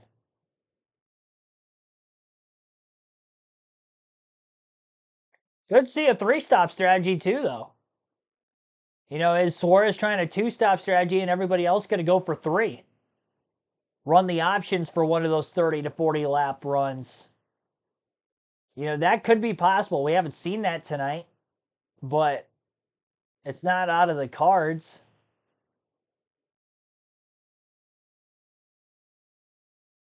I think somebody's going to try it.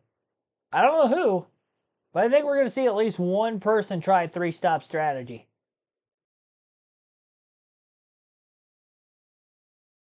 Because I don't see these teams going 60 and 60 with one of those sets being options, because the options fall off after 30 to 40 laps. I just feel like that's too long to go 60-60. With one of those runs being on option tires. Austin Dillon's up to 3rd, by the way. 2.5 off the lead. And that last lap, Austin Dillon was the fastest on the racetrack. 2 laps ago now. That last lap he wasn't, but he's right there. And obviously that's largely due to the speeding penalty for Christopher Bell. And then he actually leapfrogged Tyler Reddick in the positioning order through pit stops also. That's where Dillon got up to 3rd place. And that's how Denny Hamlin's back in the lead. Christopher Bell's up to 13th. Kyle Busch is now the first car 1 lap down. So Suarez is going to look to unlap himself very shortly here from Denny Hamlin. Tim Brown, thanks for tuning in also. Host of our One at Berlin Raceway Wednesday. Michigan Money Race. He's the top 5. Well, that's cool to hear. See if he keeps his momentum going. Definitely having a solid run tonight. Just got passed for 10th by Josh Berry not that long ago. So Carson currently in 11th. Suarez should be able to unlap himself fairly soon from Denny Hamlin.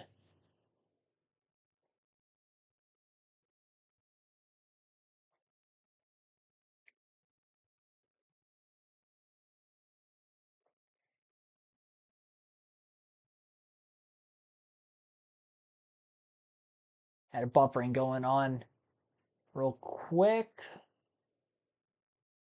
Try to log back in, see if I can catch up on the right lap. There we go.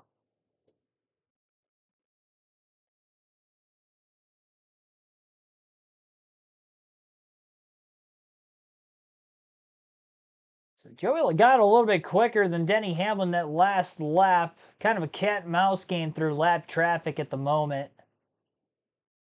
I think consistently Austin Dillon's the fastest car on the racetrack when everybody has got clean traffic ahead of him.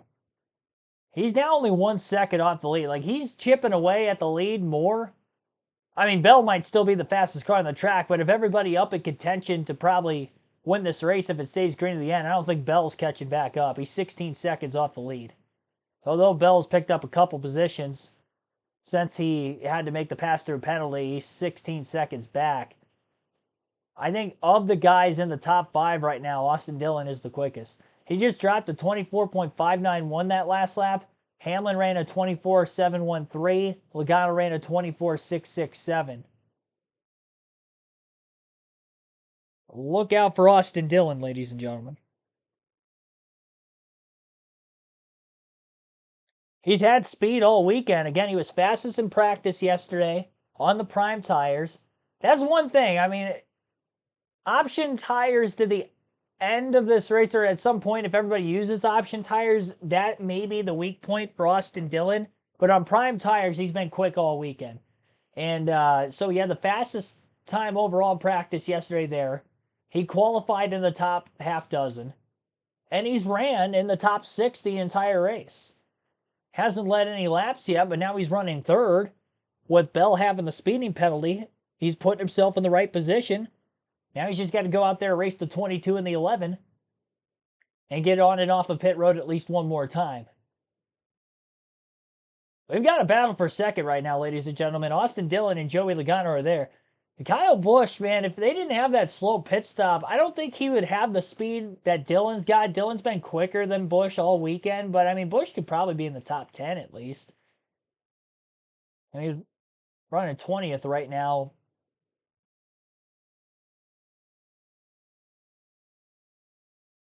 Because he was pinned a lap down at the end of the last stage.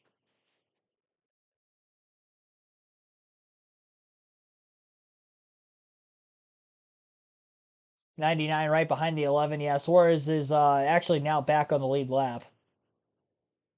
So Suarez has unlapped himself on those 14 lap pressure tires.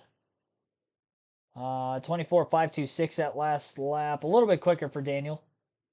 Battle for second, side by side. Joey Logano, Austin Dillon. 88 to go. Spot. Austin Dillon having a race right now. 16 and 5, Dillon, fresh off pit road. You see what newer tires will do. Not for position. That's the car on the top, 3 wide. You see Joey Logano, he's just pinching off Austin Dillon. He's making him ask his car to do things and his car doesn't want to do. If Logano went way up the racetrack, it would allow Austin to manipulate his car the way he wants to. But Joey's not going to do that. Joey's going to get in very little racetrack. Austin's having a great night. He's run more laps in the top 5 tonight than all of 2024 entering tonight. This is a big step for 3-car. If this battle's going on, Hamlin's really not getting away from him. I think Austin Dillon, if he makes it fast, he has the fastest race car. At some point, Austin's just going to have to get aggressive to just kind of move Joey up the racetrack. Yeah, get a run off the corner first. Down here, without being able to let his car leave the corner, go out to the wall. That's put pressure on the tires. That's taking life out of him. And right here, he's got good forward momentum, which 22 does. But 3 needs to overdrive the corner a little bit. Just run Joey up the racetrack. Oh, not that way. He got loose first. He needs to do it on entry. It's easier for me to say. I'm sure the 3-car is loose on entry. He can't really get in there the way he wants to make that pass. We're going to have to regroup now. Regroup, but 22 is not going to let him do his right rear. See, right there, he got loose. Yeah. Back of the car just didn't have enough grip. Now he needs to kind of cool the tires off a little bit. See, he just put a ton of pressure, drove a lot of heat in them. Just needed to complete that pass. Lap 3:18.83 to go. We expect if this continues to run green flag, that stops around lap 3:50. Maybe even 3:45, somewhere. 55 to go is probably when you're going to want to pit for the final time, or at least the final time will be running.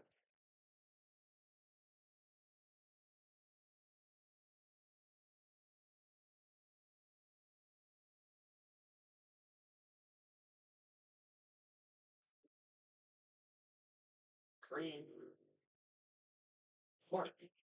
Here with that final stop coming up about 30 laps. As Steve mentions, who wants to battle for second. A little spicy out there. It's also spicy here on pit road. So, see, here's the dilemma for the leading cars up front. You can see how many option sets they have left, including leader Denny Hamlin. But what do you put on that top that's coming up in about 30 laps? Do you go with a primary tire and hold that option set, thinking maybe option set on now? Crew chiefs have to make that decision in the next few minutes. Think what is your priority of the race, right? Hamlin in track position probably has to go ahead and put the reds on and hope there's not a yellow. But I think about guys like Byron back in 8th, Larson 9th, maybe Hocevar in 11th. Right now, they're having good runs, but there's only 16 cars in the lead lap. So even if they guess wrong, they might only lose 6 spots. But for Hocevar or even Stenhouse, who's ever going to get that yellow with 20 to go, we've seen just how much more grip they have. You're instantly in the position to win a race. Yeah. And remember, a win is an instant berth in the playoffs. So you kind of look at the mixed field. Hocevar, Stenhouse, there's some guys back there that get up to Josh Berry.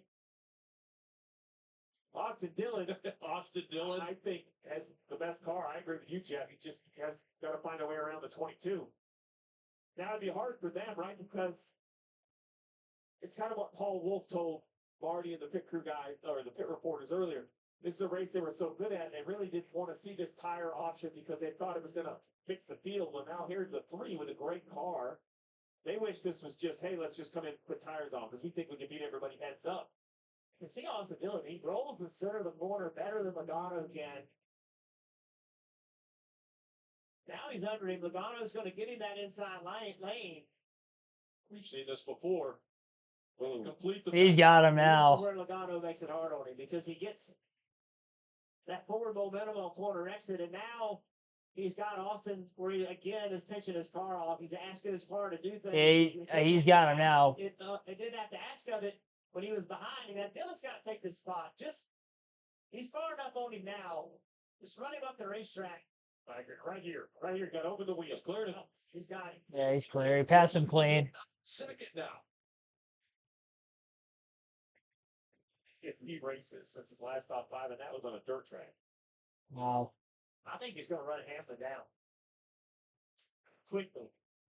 He's 0.8 of a second back now, but he is definitely faster. Austin Dillon, fastest car on the track, tracking down Denny. Unbelievable. 73 laps to go. Austin Dillon is a half a second behind Denny Hamlin in a battle for the race lead right now. So Hamlin first, Austin Dillon second, Joey Logano third, Tyler Reddick fourth, Bubba Wallace fifth, Ross Chastain sixth, Michael McDowell seventh, William Byron eighth, Kyle Larson ninth, and Josh Berry in 10th. 11th is Carson Hocevar, Christopher Bell 12th, Ricky Stenhouse Jr. 13th, Chase Elliott 14th, Daniel Suarez 15th, and Ryan Blaney last car in the lead lap at 16th. 17th is Chris Buescher, first car lap down, Brad Keselowski in 18th. 19th for Ryan Preece and Austin Cindric 20th. Chase Briscoe 21st, Noah Gragson 22nd, Zane Smith 23rd, Kyle Busch 24th, and Ty Gibbs 25th. 26th for Todd Gilliland, Ty Dillon 27th, Alex Bowman 28th, Justin Haley 29th, and Eric Jones 30th. 31st for Daniel Hemrick, Harrison Burton 32nd. 33rd place is John Hunter Nemechek, Riley Herbst 34th, Corey LaJoie 35th, Parker Retzlaff 36th, and Martin Truex Jr. 37th, as he is out of the race with an engine failure at lap 250. He ended up retiring from the race, so he's the only driver out as of right now, and still only cautions for incident have taken place during the stage breaks at lap 70 and lap 230. Current race leader Denny Hamlin was the pole sitter. He's led 97 laps and counting at this point. Daniel Suarez has led for 89. He won stage 2. Stage 1 winner Christopher Bell had a speeding penalty here in this final stage during the first green flag stop. Dropped him out of the lead. He's led the most laps as well, as he has led 115 laps total. Tyler Reddick has led 8, 5 for Chase Elliott, 17 for Kyle Larson. Again, 6 different leaders so far in this race today. And we are still sitting at about 60 lead changes as Hamlin's led the last 40 laps or so. But Austin Dillon is right there on him. Got a battle for the lead now. And in the midst of the battle for the lead, it looks like Joey Logano is going to try to short pit on the leaders here with 67 laps to go. 58 laps to go. Logano's in. Hairstyle Larson. Larson's in. Here for the final pit stop. Chassis adjustment. Prime tire is going on. Smarty. These cars, Dylan, pitting here in the top 10, including Michael McDowell, who is running sixth. He is going to the primary tire. So you kind of wonder if this is going to drag everybody else down pit road. And yes, I think it will, Steve. I think Denny Hamlin, Chris Cavon just now called him down pit road. They wanted to run a little bit longer, but here he comes down pit road. Yeah, I mean, it's still a standard race with tire fall off, which means every lap you stay on the racetrack, it's going to cost you time. Now, you'll make it back at the end of the run if your tires age, but both cars coming to pit road, Kim. And we see the 45 of Tyler Reddick said, I am getting really tight. I can't put any more wheel into it when I dive to the corner. Showing their hand there. They put the primes on. They still have a set of off tires on the issue race for me. See Austin Dillon going down pit road. He needs to replacing with Denny Hamlin. Brandon with the primary tire as well as Dillon's here on pit road. And they're going to go with the primary tire as well. See everybody's decision of 66 to go. They know that's too far for the Reds. Plus, if you get a yellow with the field bunched up, we saw how quick Suarez sank, right? He started the front two rows. Carson Hocevar takes over the race lead in the midst of green flag pit stops. Christopher Bell second. And you got Ricky Stenhouse Jr. in third. Daniel Suarez behind them. And Ryan Blaney. All those cars still have to hit pit road. Suarez on a slightly more alternative strategy here. Interesting decision as to when to take primes, when to take option tires. Carson, the big problem all day is he's been needing to be freed up on the track and been tighter. See Carson Hocevar, he ends up with his way down pit road. Checking the primary tires for them as well. All the way down here, that's right from me, pit road. The latest parts here, crew goes to the wall. They'll make that 4-tire change for Hocevar. After the 20th Christopher Bell, you ask yourself, what can I do different? I had such a good car, got caught speeding. Maybe. So a lot of these drivers under these green flag pit stops cycling are taking prime tires with about 60 or so laps to go in the hopes that if a caution does come out, they will put the options on. So I would not have thought coming into this race that a lot of these teams are going to leave a set of options kind of laying there to the end of the race, but it looks like if we do go green the rest of the way, a lot of these teams are going to be leaving the option tires out for the rest of this race. Christopher Bell, Ricky Stenhouse Jr., Daniel Suarez, Ryan Blaney still have to hit pit road yet. Everybody else on the lead lap has already pitted. 62 laps left. 61. Couple more lap cars still down on pit road.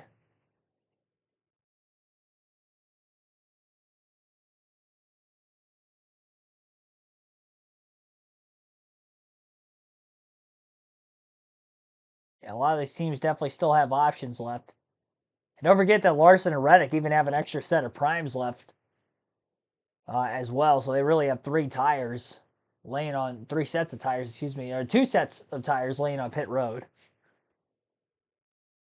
So if we get multiple cautions between now and the end of the race, then that could play a heavy hand here for Reddick and Larson, but it just hasn't seemed to work out for them well up to this point. So Logano cycled back in front of Austin Dillon by pitting 2 laps before Dillon. Hamlin pitted 1 lap before Austin. Austin was the last of those top 3 before the pit stop started to pit. Those 3 cars are within about a half a second of each other, though. It is tight. Dillon was the fastest car on the racetrack before that. We'll see if he is at the moment again as well. A lot of lap traffic. Chase Elliott, Kyle Busch, right around Logano and Austin Dillon. They're already in the rear view of Denny Hamlin. Dillon looking to the inside of Logano into turns 3 and 4. Can't quite get to his back bumper there. Nearly nose to tail for the race lead off turn 4. It's like Alex Bowman losing a lap to Hamlin. Austin Dillon might be able to use the 48 as a pick. Dillon going to try to squeeze the 22. Both cars still side by side back straightaway, but Dillon's in a really good spot to clear through 3 and 4. Logano trying to hang on the outside. Austin Dillon's raced him clean in all their battles here in this final 100 lap stretch to the finish, and Dillon is clear again with another clean pass of Logano. Christopher Bell's on pit road. Sticker in the box in terms of late race yellow and makes that higher to the getaway there. Confidence screen. Smooth stuff in routine service. So ran long, thinking that his tires with 57 to go will just be better over the last 15 laps of this race, maybe trying to make it up. As Austin Dillon now is technically third to Suarez as you have to come to pit road. He leads the race, but Hamlin, we expect to be the leader. They're both catching Suarez at a... Well, Hamlin will be the leader depending on how long it'll take for Denny to get by Daniel Suarez. If he doesn't make quick work of him, Austin Dillon is still faster than the 11. Didn't quite catch him before the green flag pit stop, so we still got 55 laps to go. And the 3 and the 11 run nose to tail behind the 9 and the 99, who are side by side for a brief moment. Elliott with slightly fresher tires, and Suarez should get by him to get his lap back, and he does. Remember, Suarez probably going to stay out about another 14 or so laps longer than everybody who just pitted a while back. Suarez will lose the lead. Hamlin back out in front at Richmond. Austin Dillon trying to pull up a major upset to clinch himself a playoff spot after being outside top 5, which came at Bristol in the dirt race in 2023 last year in the spring. Not only he's got a shot at the top 5 tonight, but he's got a fast car again all weekend. He's made the most of it.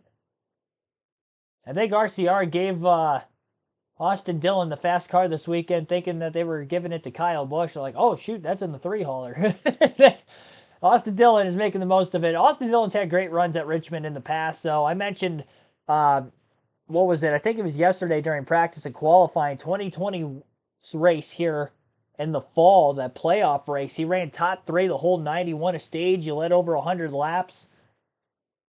And that was just a few years ago. And I know this is a Gen 6 car, not the next gen, but he's had great runs here in the past within the last few years, and he's having another great run under the lights at Richmond tonight. Can't take that away from him. Honestly, if he goes on and wins this race, this might be the most impressive win for Austin Dillon in his Cup career. Just based off of the other wins he's got, you know, they've all kind of come on pit strategy or situation, couple Daytona wins. I'm not going to discredit, you know, anyone that has, you know, 4 or 5 career Cup wins. They've gone to victory lane enough times. You keep putting yourself in those positions, you can get the job done. But tonight, he's got the car, he's got the pace. Christopher Bell pitted a little bit after the 11 and the 3, looking to unlap himself. Just past Austin Dillon. He's looking to pass Denny Hamlin next. Different strategy here for Bell. So getting in the way of the leaders here temporarily. Hamlin rolled the top through 1 and 2 to let the 20 get around him. Now Hamlin's going to have to deal with dirtier air in front of his nose for another couple corners. This is a prime position here for Austin Dillon to try to close. 48 laps left at Richmond. Joey Logano still 1.7 seconds back if something gets crazy here. Drivers maybe burn their tires off a little too much or something. Pushing hard earlier in the run. It's one thing that Denny Hamlin was able to do probably better than nearly every other driver, and that's manage his tires. It's how he won at Bristol earlier this season on a very tire degrading race. Richmond has been that way for years now. Why Denny Hamlin is so good here. And now he's in this position where, yes, Austin Dillon is faster than him right now, but is maybe Denny Hamlin conserving his tires more. So when we get to the final 10, 15, 20 laps of the race, Hamlin's going to have the better car, whether Austin Dillon passes him before that or not.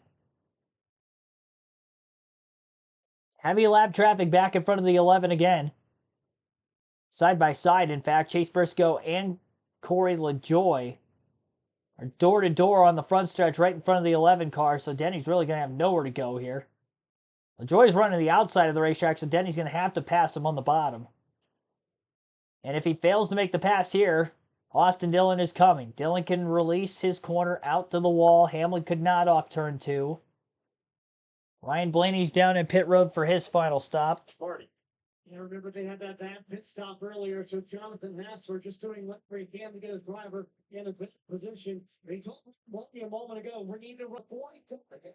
Having to run just a little bit longer on that primary tire. Goes to the option tire. We'll see if this helps him out, track position wise. A lot of story. Yeah, honestly, with this race going caution-free tonight, I think the tires definitely saved this race. If everybody was on prime tires, there wouldn't have been as much movement through the field, I feel like, in this one.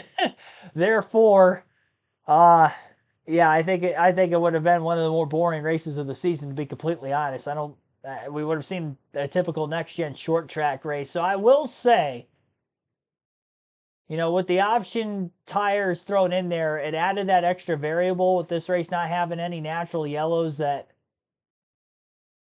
it definitely saved this race, I think. And it's still a close one down the stretch.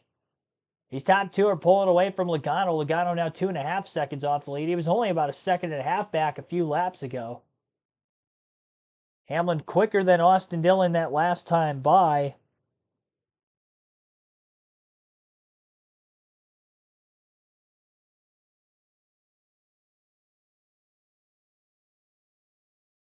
Kind of trading lap times here and there, it looks like. Lap car of Riley Herbst passing Dillon. Will probably go after Hamlin next. 40 laps to go at the line. Yeah, a lot of these lap cars ended up hitting much later into the run, trying to maybe make up a lap potentially on the leaders. And staying out long, of course, on the front side of that, hoping for a caution to get a lap back that way. Yeah, a ton of lap cars getting in the way of the leaders. It's costing Austin Dillon, it seems like, more than it's costing Denny Hamlin. Dillon now about 0.6 seconds back. Daniel Suarez finally on pit road. Same approach here for Suarez. Wanted to run as long as they could in this state of tire before they switch to the option tire to finish. Blaney coming in as well. Got their hand. Had to make sure they could come in and cover him as well. Options on for Suarez. Remember, Suarez was first one to try him, and it worked. It got. So Suarez going to throw the option tires on, it sounds like, from now to the end of the race. 40 laps to go. He shouldn't have to worry about too much fall off in that short of a stint at the back half of the run. And because he's got just overall the fastest or the freshest tires in the field, I don't think they're going to fall off enough if it stays green to the end anyway. So, yeah, good call for that. Kyle Busch is going to pit as well. I would assume he's going to throw his last set of options on. But he was already a lap down in 15th at the time of his pit stop, so he's just going to kind of hope that he cycles back to about that in the running order. Suarez, after leaving pit road with the options, is in 15th. And by the way, Ryan Blaney, when he last pitted, also took option tires. Did not realize that till just now. Stenhouse is holding up Hamlin a ton. Stenhouse got by the 11, and then he kind of took his line away by going to the outside, so then he had to go back to the bottom, and Austin Dillon's there again. Actually, Dillon's even closer to the back of Hamlin now than what he was earlier. Good run off turn 2. If he can get close enough to that back bumper, he may use it. Dillon going to try to sweep to the outside of Hamlin. That was close. Almost got to the right rear corner panel of the 11. That's definitely what Denny does not want to have happen. With how fast this 3 car is, he goes to the bottom. He might end up making the pass as well. It'll be harder, but he could be there. Ty Gibbs making a lap up. About to, at least. He's underneath the 3 of Austin Dillon as of right now. Big run for Dillon off turn 4, but Gibbs is still underneath the 3 car. Dillon pushing really hard, trying to go up a half a lane on Hamlin. Kind of diming the corner off just a little bit. Gibbs running side by side with the 3 car for an extremely long period of time here, and it's making it very difficult for Austin Dillon to try to get to that outside of Hamlin, because Hamlin's going to have to run the outside for Gibbs to get around him as well, and that's exactly what happened. So Ty Gibbs finally gets by the leader, Hamlin. Dillon slides in, corner entry, definitely got loose, gets underneath the 11, but can't stay side by side down the backstretch. Dillon going to drive it in deep again. He gets to the left rear of Hamlin. He puts the bumper to the 11. Hamlin widens his line out just a little bit, but then he holds on to the lead. 32 laps to go at Richmond. Logano 1.8 seconds off the lead. Back in third. No lap cars between the top three now in the running order. Austin Dillon kind of diamonding the corners off a little bit. He enters slightly higher than Hamlin in 1 and 2. He cuts down, actually gets those left sides a little bit below the yellow line on the apron. And then widens out the exit of the corner versus Hamlin kind of running either straight top or straight bottom all the way around. Austin Dillon again, charging hard on corner entry. Just couldn't get to the bumper of the 11 again that time. Dillon was the fastest car on the racetrack the last 2 laps. 30 to go at the line. Well, fastest of those on the same, winning strategy, I guess, if you will, right now. Suarez into the back of Denny Hamlin, gave him a little extra push on the front stretch. I don't know if that helped or hurt the 11. Suarez getting his lap back on the option tires. Daniel going to make a pass on Stenhouse for 14th as he continues to try to work through the field. Dillon again inside of Hamlin. Kind of middle to exit of the corner. He got underneath the 11. 29 laps to go. Dillon's still there. Side by side for the lead again into turn 1. A lot better positioning for the 3 car this time than what he had on Hamlin the previous times he got underneath them. Neck and neck down the backstretch. Corner end, turn 3. And he is clear. 28 laps to go for the first time tonight. Austin Dillon leads at Richmond. Trying to pull off an upset win with 4 races to go in the regular season. This could be his 5th career playoff appearance. Ryan Blaney on option tires going to get his lap back to the outside of the 3. And now, can the 3 hold on? Has he burnt through the tires quick enough in the run, or is he going to be able to just set sail to the finish? And of course, the big question that always comes down to the end of a NASCAR race, will we get a caution or not? We have not had an incidental yellow all night. We're down to just 25 laps to go.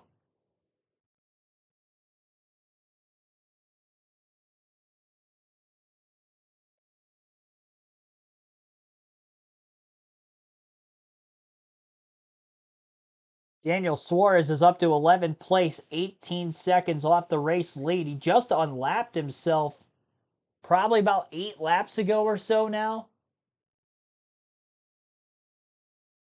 So we'll see how far up in the running order Suarez can get. Suarez even passed Christopher Bell, who's got fresher prime tires than that of the leaders. Bell had pitted about 10 laps after him. One thing that Denny Hamlin was not able to do is keep up with the racetrack. His fastest lap of the day was on lap 3. You look at the other drivers in the top 10, and all their fastest laps are at lap 243, except for in stage 2 when he had clean air. But Hamlin is the only driver in the top 10 that ran his fastest lap of the race in stage 1. So as we've gotten into the night, his car just isn't quite as good as what it was in the daytime. Not to mention, he's had a better short-run car than a long-run car for most of the night as well. Dillon out to about a 1-second lead now. 22 laps to go for Austin to try to get. Therefore, it would make his 5th career playoff appearance as well.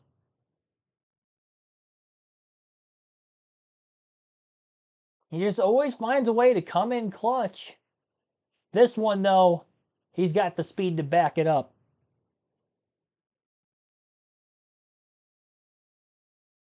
Most of these teams have a set of option tires left at the end of the race. Suarez is up to 7th place. He's 15.7 seconds off the lead with 21 laps to go. 21.166 that last lap. Suarez was about 0.7 of a second quicker than race leader Austin Dillon. But can he keep the pace up from now to the end of the race? I think Suarez is probably going to be the next best competitor for the win here than Austin Dillon.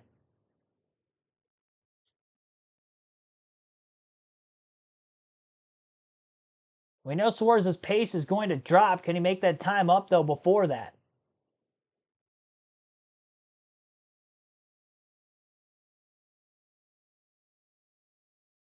20 laps to go.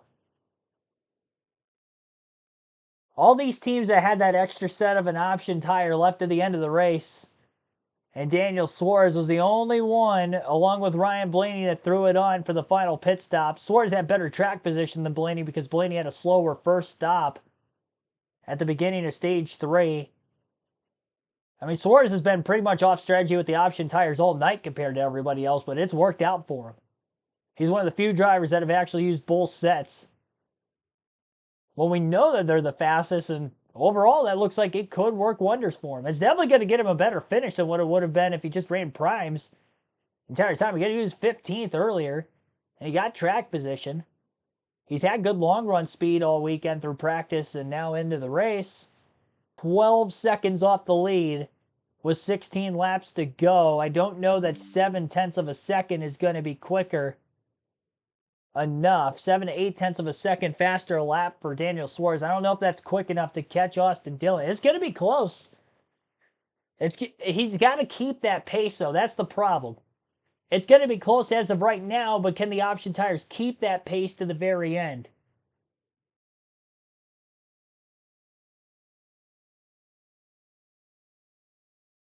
It's getting good.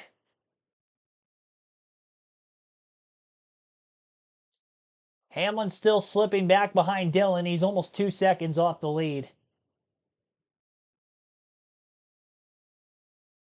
Hamlin got held up by a bunch of lap traffic that last lap or something because he was like 7/10 slower than Austin Dillon. She wasn't that much slower a lap before that. Hamlin still got about a 2.5 second gap over Logano for third. Daniel Suarez is about 10.9 seconds off the lead as of right now. Still trying to gain.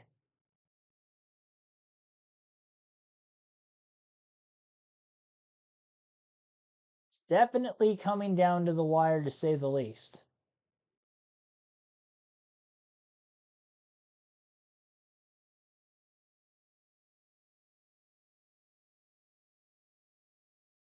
$13 to go.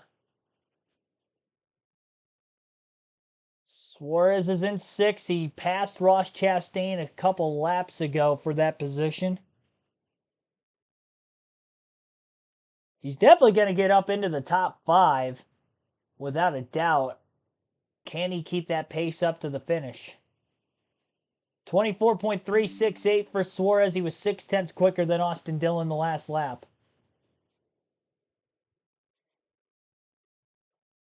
Ryan Blaney's also gotten back inside the top 10. Bell up to 9th as well. Blaney on option tires. I think he's going to have enough time to get past probably Bell and Larson. Because Blaney that last lap ran a 24.7, which was also a couple tenths quicker than that of the couple cars around him. 2.5 second lead now for Austin Dillon. Suarez is just under 9 seconds off the lead with 11 to go. He's running out of time to get there. I don't think the pace is quick enough for Suarez to get to Austin Dillon. A lot of lap traffic in front of the 3 car. 10 laps remain.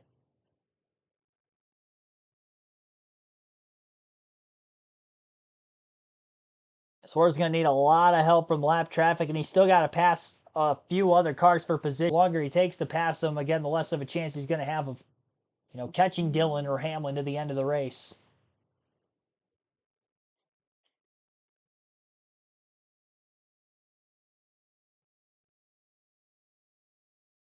Interval is about 7.5 still.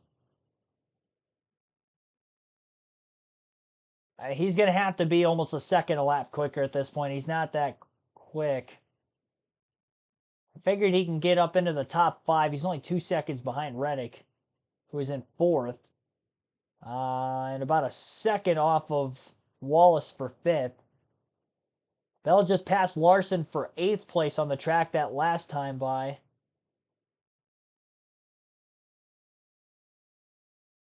It's the only position change in the top 10 the last couple of laps. Ryan Blaney now looking to make a pass on Larson as well for 9th. 2.8-second advantage for Dillon over Hamlin.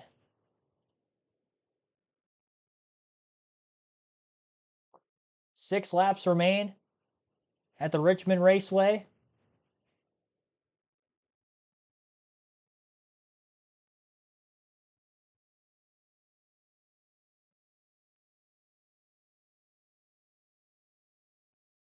Suarez in the 99 still in 6th and running about 6.4 seconds behind the race leader. 5 to go now for Austin Dillon at the line. Logano's been running quicker lap times than that of Denny Hamlin. He is only a second behind him now for second place. So that battle could still heat up before the finish yet. Suarez has caught Bubba Wallace, for 5th. Still quite a bit of lap traffic out in front of Austin Dillon. All these lap cars, though, Suarez is also going to have to pass, the ones that Dillon has already made his way around.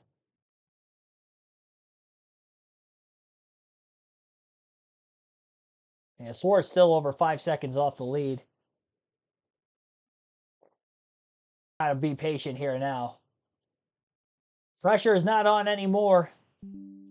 His only race is to get to that white flag before a caution could potentially come out at this point. 2 to go at the line. Over a 3-second lead for Austin Dillon.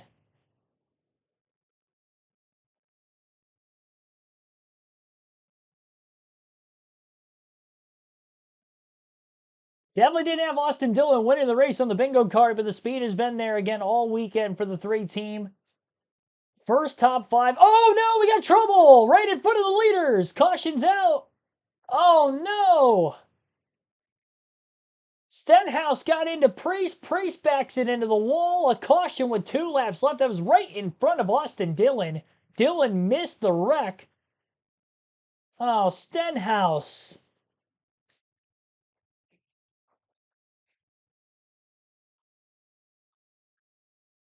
Priest and the 41 involved. Take a look at what happens. Oh, Ricky.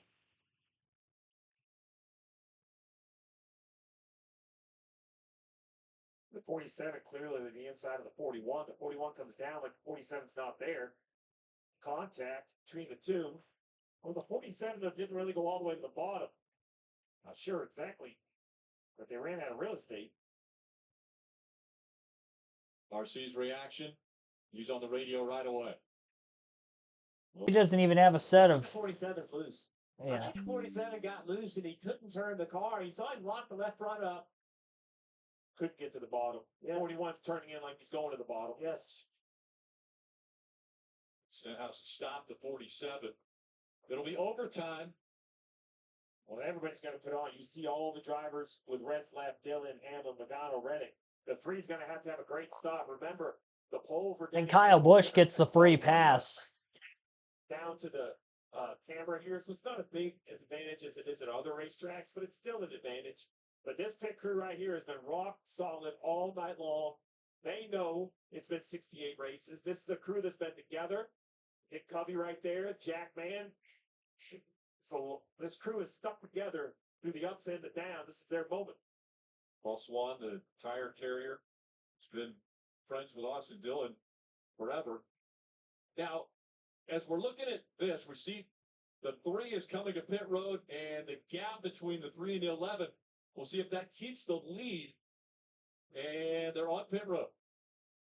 And you'll see the 22 of Joey Logano at the top there.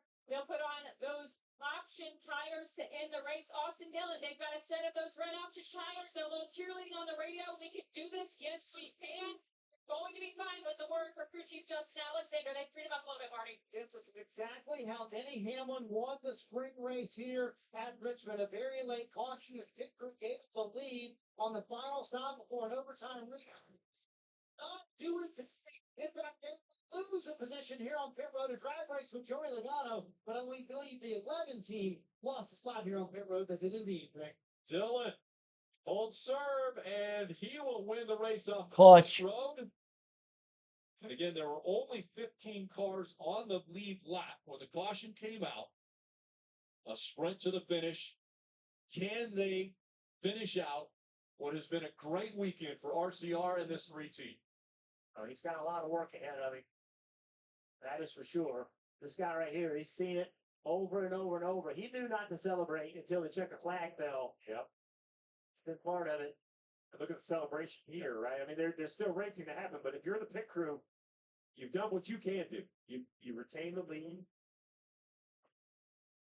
Okay, start on the inside.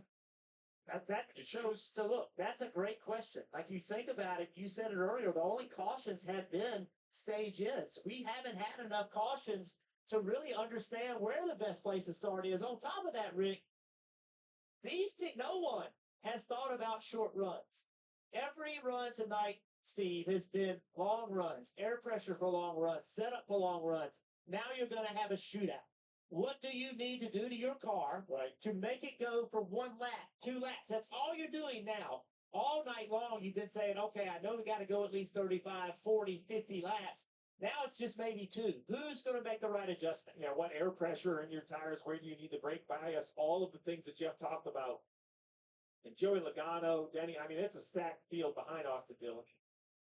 And it was Denny Hamlin who, in the spring, took advantage of a late caution. Mark Truex Jr. had dominated the race. A late caution happens, and Denny Hamlin capitalizes. Pass came on pit road right here in the 11 team. A great pit stop. And a little earlier on pit lane, they get by in 19. And the little controversy on the restart. I mean, he went as soon as he thought he could, and it worked with the 11th.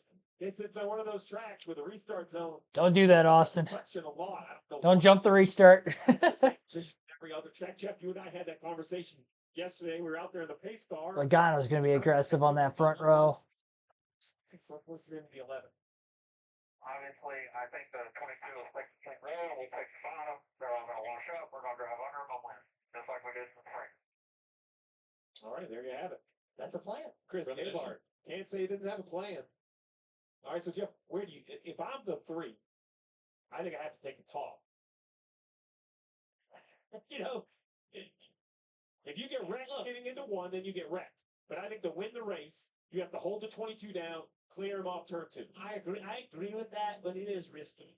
It really is risky because you would never consider giving someone to the bottom 20 years ago on a short track, but it's different now. We've seen this second groove work. You kind of have to trust the guy, but you don't trust Joey Logano?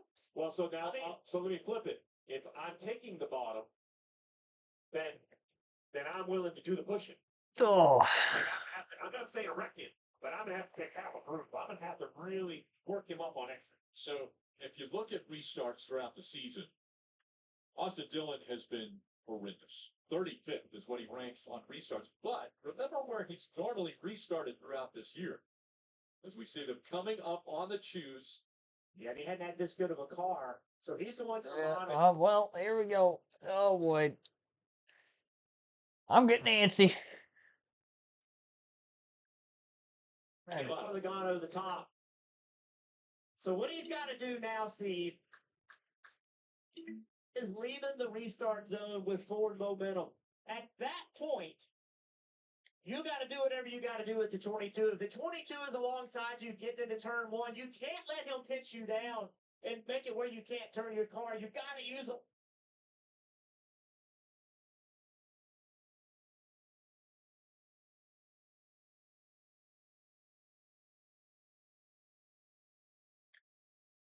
All right. A little bit of racetrack up on him. And if I'm Austin Dillon, when the nose of my car even sniffs the first line of the restart zone, I'm gone. There is I have not seen waiting in the restart zone work. I know in theory you wait, think you can get the jump. It just doesn't seem to work that way. And again, the control car, the lead car, is the one who chooses when to go. Once you get to that first line, they can do it anywhere in that restart zone. And Steve, you think the strategy is to do it? I had a little bit of a buffer right before that restart, so Pauline is in play. Green flag is in the air. Logano with a good jump on the outside. Austin Dillon down low on the bottom. Rolling in through the first turn. Logano doing a great job thus far. And Logano's clear off turn 2 with the lead. Into turns 3 and 4.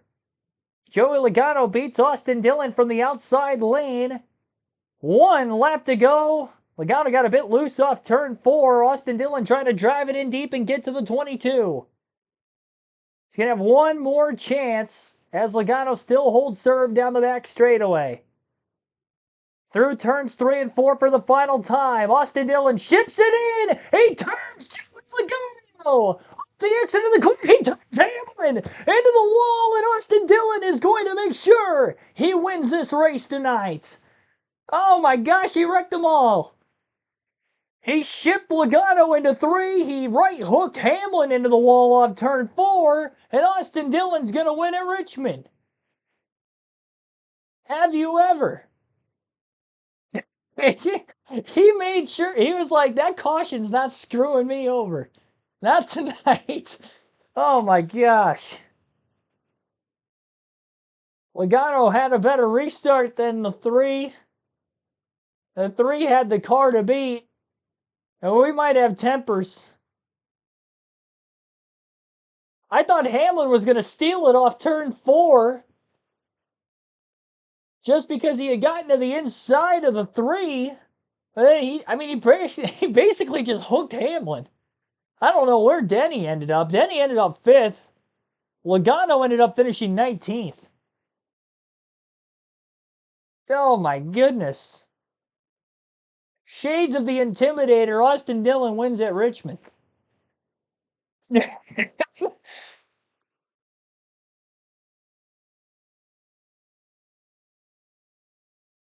And that isn't the most, like, mid-1990s Dale Race situation I've ever seen. I mean, I don't know what is.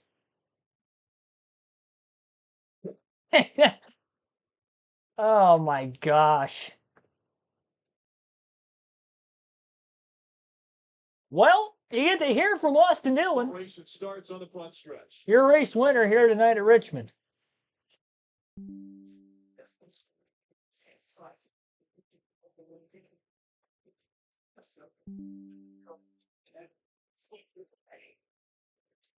Today celebrate with a season-saving move.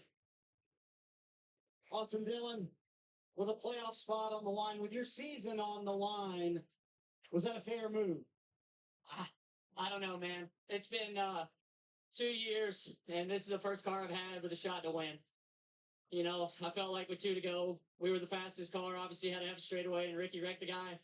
I hate to do that, but sometimes you just gotta have it. And I gotta thank the good Lord above. It's been tough for the last 2 years, man. And I care about RCR, these fans, my wife, and this is my first for my baby girl. It means a lot. It is. I hate it, but I had to do it. You can see the emotion for you and what this means to you and RCR. What did you say to yourself going down the backstretch? What were you willing to do to put it in the playoffs? Whatever it takes. Whatever it takes. What is it with you and walk-off wins? You did it at Daytona a few years ago. You do it here with 4 races left in the regular season to put the 3 car into the playoffs. We just never give up. And, man, we have great partners in Johnny Morris and Bass Pro Shops, Poet, Jeff Broyne. I can't thank all the people enough that help this team. Cynics Tools. But, yeah, you just got to get it done sometimes. Austin Dillon is in the playoffs, but I'm sure Joey Logano is not a very happy man, Dylan Welch. Well, let's get his thoughts on it here. He was just watching the replay on the big screen. Austin's season was on the line there, but what are your thoughts on what happened down there? It's chicken shit. There's no doubt about it. He's 4 car lengths back. Not even close. Then he wrecks the 11 to go off. And then he can go up there and thank God and praise everything with his baby. It's a bunch of BS. It's not even freaking close. I mean, dude, I get it, bump and run. I get it. I didn't back up the corner at all. He came in there and just drove through me. It's ridiculous. That's the way we race. Unbelievable. I get bump and runs. I do that. I would expect it. But from 4 car lengths back, he was never going to make the corner. And then he wrecks the other car. He wrecks the 11 to go with it. So what a piece of crap. So what's fair game moving forward? How do you race next week or in the playoffs? Wait and see. Thanks, Joey. Disappointing day for the 22 team. Not the finish that they probably deserved.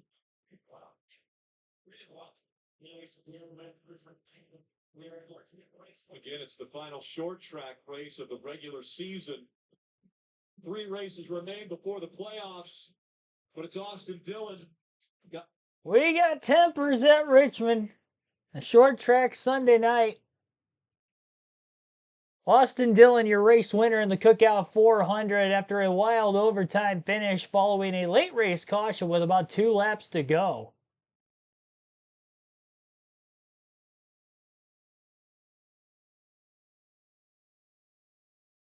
Unbelievable.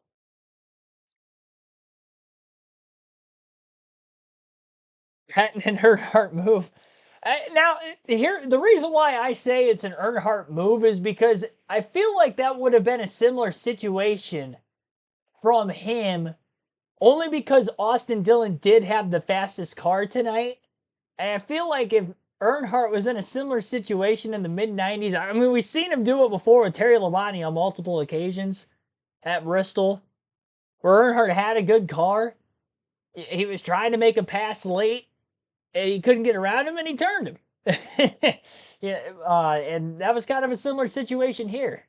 Dillon got beat on the restart, but he had the fastest car the entire, really, second half of the race. And wasn't going to get beat at all costs, and, that's what we saw here tonight. But Austin Dillon is going to qualify for the playoffs. He does win this race. We do get a word from Hamlin. You'll get to listen into that interview as well. A margin of victory about 1/10 of a second for the 3 over the 45.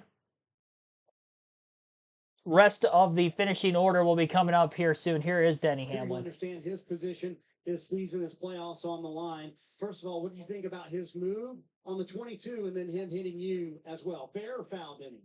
I thought this is foul, but it's fair in NASCAR. We're just a different league, right? Where there is no penalties for rough driving or anything like that. So it opens up the opportunity for, Austin to be able to just do whatever he wants. The problem I've had is I got hooked in the right rear again. And, just find what it was to turn left. Right there. Blew my shoulder out. It's like, it's just, I don't know. I mean, the record book won't care, right, about what happened. He's going to be credited with a win, but obviously he paid your dues back on stuff like that. So, but it's worth it because they jump 20 positions in points, and so I understand all that. And, there's no ill will there. I get it. I just think I was part of it. It'd been fun if I was not one of the 2 guys that got taken out in the last corner, but I understand it. Doesn't mean I have to agree with it, and we'll talk about it tomorrow. And for a brief moment, the seas parted for you. I'm sure you thought, hey, this is our shot at the win. We're hearing that you now are going to be scored in second place. So, Denny, as someone who's a spokesman for the sport, do you feel like a line was crossed tonight, and maybe that's too far? Well, I mean, absolutely, a line was crossed. I mean, but it's an invisible line, and it's not defined. I mean, they have rules and provisions for stuff like this, but they never take action for it. And what happens is you see young guys coming up in the short track ranks seeing that, and they think it's fine.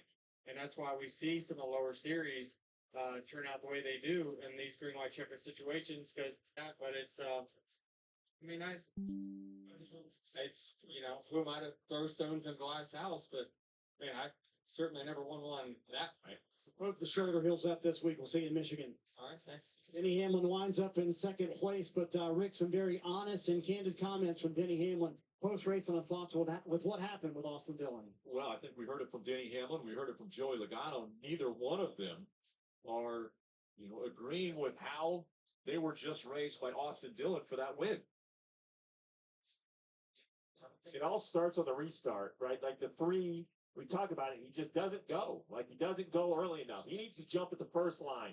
He waits. Logano gets a monster restart, rolls around him, and I have to agree with Joey. Joey said, hey, the bump and run, the 3 definitely close from a long ways back. 4 crump. Yeah, the only thing I don't like about Logano's comments on that, he literally did that to Truex at Martinsville in a must-win situation in 2018. So we're not going to act like that didn't happen, before. I guess I would have felt more sorry if it was somebody like Martin Truex Jr. again or something like that, but it wasn't. Definitely upset in the moment, which I can understand, but yeah, we've seen this before. So our results on screen is definitely going to be a little bit different. The caution had actually come out right before Austin Dillon got to the start-finish line for the checkered flag, and that was from the 22 spinning, the 11 getting hooked into the wall there across the finish line. I'm not sure if anything else happened that caused, maybe the yellow coming out when it did. Trying to look on the replay. I don't know. I'm honestly wondering why NASCAR threw the caution when they did, right as the race was pretty much ending. I mean, they threw it less than 100 or 200 feet before the start-finish line. Austin Dillon was definitely ahead at the time of the caution, so Hamlin might get moved up to second. So before I go through the finishing results here, I want to make sure that we have a more up-to-date finishing results just to make sure.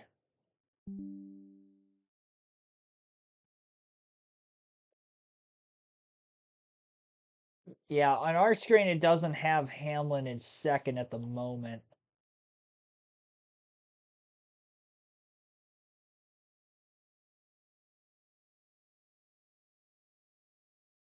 Go back to the raw feed real quick. Yeah, we'll go over the other stuff here and see if the finishing results end up changing in the next couple of minutes. I'm just going to read what I end up having off at the time. Again, unofficial results with the race ending technically under caution. With that being the case, this ended up being our fourth yellow of the race. Our only two cautions for incident would have came on the final lap moments before the checkered flag flew. And then, of course, at lap 398 with just 2 laps to go, when Stenhouse overcooked the corner in turn 1, took himself and Ryan Preece up into the outside wall, which caused this mayhem of a restart here in overtime. Austin Dillon, your race winner tonight, did lead 35 laps in this race, pretty much all towards the end. Joey Logano only led 2 laps, which was on the restart. Coming to the green, he did beat Dillon to the line, but that's not a penalty for jumping the restart. It all depends on just who jumps first in the restart zone. Dillon still jumped first, but he waited so long back. Logano was able to beat him there, cleared him, led coming to the white, but not coming to the checker, so we saw a last lap pass for the win. So 2 laps led for Joey Logano. The 93 laps led for Daniel Suarez, who also ended up winning Stage 2 tonight. Stage 1 winner Christopher Bell led 122 laps, and the most laps led goes to the pole sitter Denny Hamlin, who led for 124. 8 laps led for Tyler Reddick during green flag stops, 2 for Carson Hocevar, 5 for Chase Elliott, and those were all the drivers who led at least 1 lap in the race. Oh, Kyle Larson also led 17 laps on pit strategy in Stage 2. So 9 different drivers led at least 1 lap in the race tonight.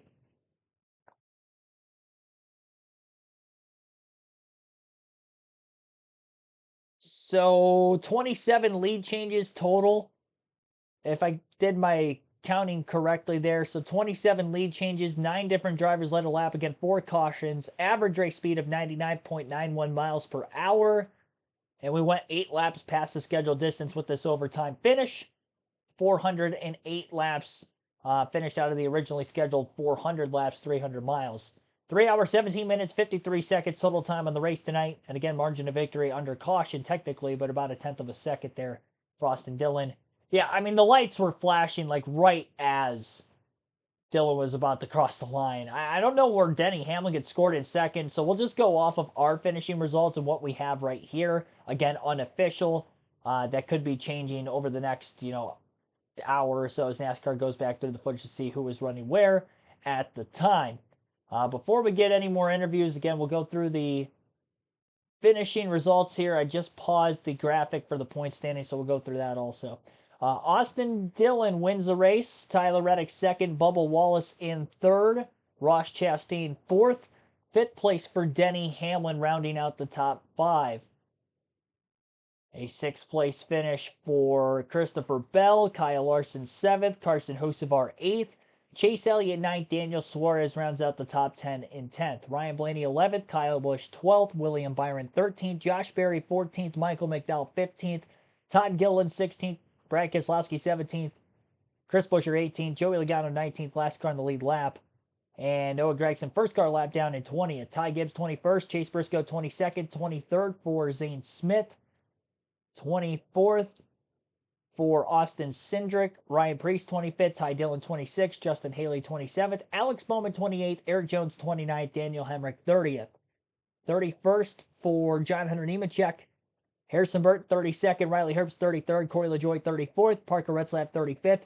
Only 2 cars at DNF tonight. Ricky Stenhouse Jr. with that crash with 2 to go. And then Martin Truex Jr. blew an engine on the lead lap. So that is the results there. We will now go to the Fantasy League to see how that shaped up here tonight. You can join the NASCAR Fantasy League on the NASCAR mobile app or NASCAR.com website. Free to join. The league for this channel is the KRC League. As you can see, I just didn't get my lineup in tonight. But nothing about me. I wasn't in contention for the championship anymore, so I'm not going to be butthurt about that. That was the standings coming in tonight. We got to look at the standings for tonight specifically. But again, KRC League, it is free to join. All you need is your email to sign up. I'll put the name of the league in the chat real quick. It's KRC in all caps, space capital L on league.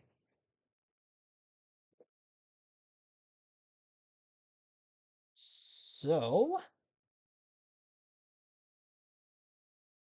went to the wrong page.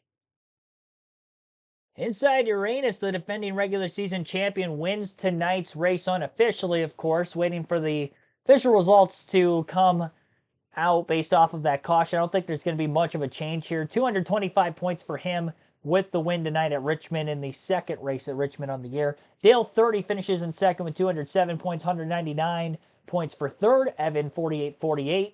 Kyle's 81-25 finishes in fourth with 194 points. Monster Jam X10, who came in as the points leader, finishes fifth with 193. So we'll look to see who inside Uranus had. He had the highest points getter tonight, Christopher Bell, who ended up still with the top 10. Bubba Wallace had a top 5 tonight. He was on his team. Chase Elliott, 7th highest points finisher tonight. Denny Hamlin, top 5, also on his team. Martin Truex Jr. blew an engine in this one. Really the only score on the team that wasn't as great. And that engine was actually blown back in stage... I thought it was stage 2. Maybe it was early stage 3. Lap 250. Yeah, it would have been early stage 3. So, yeah, that did end up hurting him. Chris Buescher was in his garage. So, he still won this week, even with having points left on his garage. As far as the bonus points go, though, that's where he was able to really get the win tonight. 4 for 4. That's 40 bonus points. He had Kyle Larson over William Byron. Denny Hamlin over Martin Truex Jr. Chase ended up working itself out perfectly there. So, that is the Fantasy League wrap-up. Only other thing we really have to go over now is the points standings. I'll leave the finishing order up on screen for the time being. We'll go through the points real quick. So with Austin Dillon winning, we now have 13 different winners. 3 races to go in the regular season. 3 spots still available on points as of right now. And again, if we do get different winners for the remainder of the regular season, then we may not have anybody lock themselves in on points, but as of right now, it is still possible. Series, 3 wins apiece for Christopher Bell, Denny Hamlin, William Byron. 2 wins for Ryan Blaney, 1 win apiece now for 8 different drivers. Tyler Reddick, Austin Cindric, Chase Elliott, Joey Logano, Daniel Suarez, Brad Keselowski, Alex Bowman, and now after tonight, Austin Dillon. Martin Truex Jr., who had a 108-point lead over the cutoff line with his engine failure tonight, is now only 78 points ahead. So he ended up losing 30 points on the cut line. Ty Gibbs is plus 19. He came in plus 42. Obviously, Dillon winning moves him back. Plus, Gibbs just didn't have a good night. He was outside top 10 all race, finished a lap down in 21st. Bubba Wallace had a great night tonight. He came in minus 7. He leaves plus 3. If it wasn't for Austin Dillon winning, Wallace would still be plus 3. But where the difference would be is Chris Buescher, who's the first driver out, would technically be in a tie with Ross Chastain for the final spot if Austin Dillon wouldn't have won. So it is now just a 3-point cushion between Wallace, Buescher, and Chastain for 16th, 17th, and 18th on the playoff grid. Chase Briscoe's minus 103 points, so he loses 20 points to the cut line. And Kyle Busch tonight finishing 12th, but with no stage points, ended up still losing about 15 points to the cut line with his teammate getting the win as well of Austin Dillon. So that is the playoff standings as we run. And as you see on our screen as well, the leaderboard has updated in the finishing results. So that has changed just a bit. Austin Dillon still obviously again credited with the win. Hamlin is going to get credited with second as of right now. Tyler Reddick third of our eighth. Chase Elliott ninth. Daniel Suarez 10th. Joey Logano still back in 19th. So really the only difference is Hamlin basically just jumped from fifth to second, and everything else looks like it stayed the same with that last caution coming out when it did. So that is going to end tonight's stream. Appreciate everybody tuning in throughout this one. It was a wild finish to say the least. We have live NASCAR content every NASCAR race weekend on Cup, Xfinity, and Truck Series races. As far as this one goes, that's going to wrap up tonight's stream. We will be back next Saturday for NASCAR action. The NASCAR Xfinity and NASCAR Cup Series will be at Michigan next week. Now, no Cup Series live commentary stream next Sunday. I will be at Michigan for the Cup race, but I will still have Saturday live commentary coverage for the Xfinity Series and hopefully practice and qualifying as well for the Cup Series. So stay tuned on that. I'll keep you updated in the community tab as to the streaming schedule for next weekend, but the plan is obviously I will be at Michigan no matter what next Sunday. So no live commentary on Sunday next week for the Cup Series, but we will still have Saturday content for that. We'll have the video game stuff during the week again as well. And we will kickstart our NASCAR 07 seasons. We'll have our Daytona 500 there tomorrow, so that will be the next stream overall. Hope to see you for that one next weekend. Have a good rest of your Sunday night. And congratulations to Austin Dillon for winning the Cookout 400 here at Richmond. Like, subscribe. Maybe I'll see you in the comment section. Thanks for watching, everyone.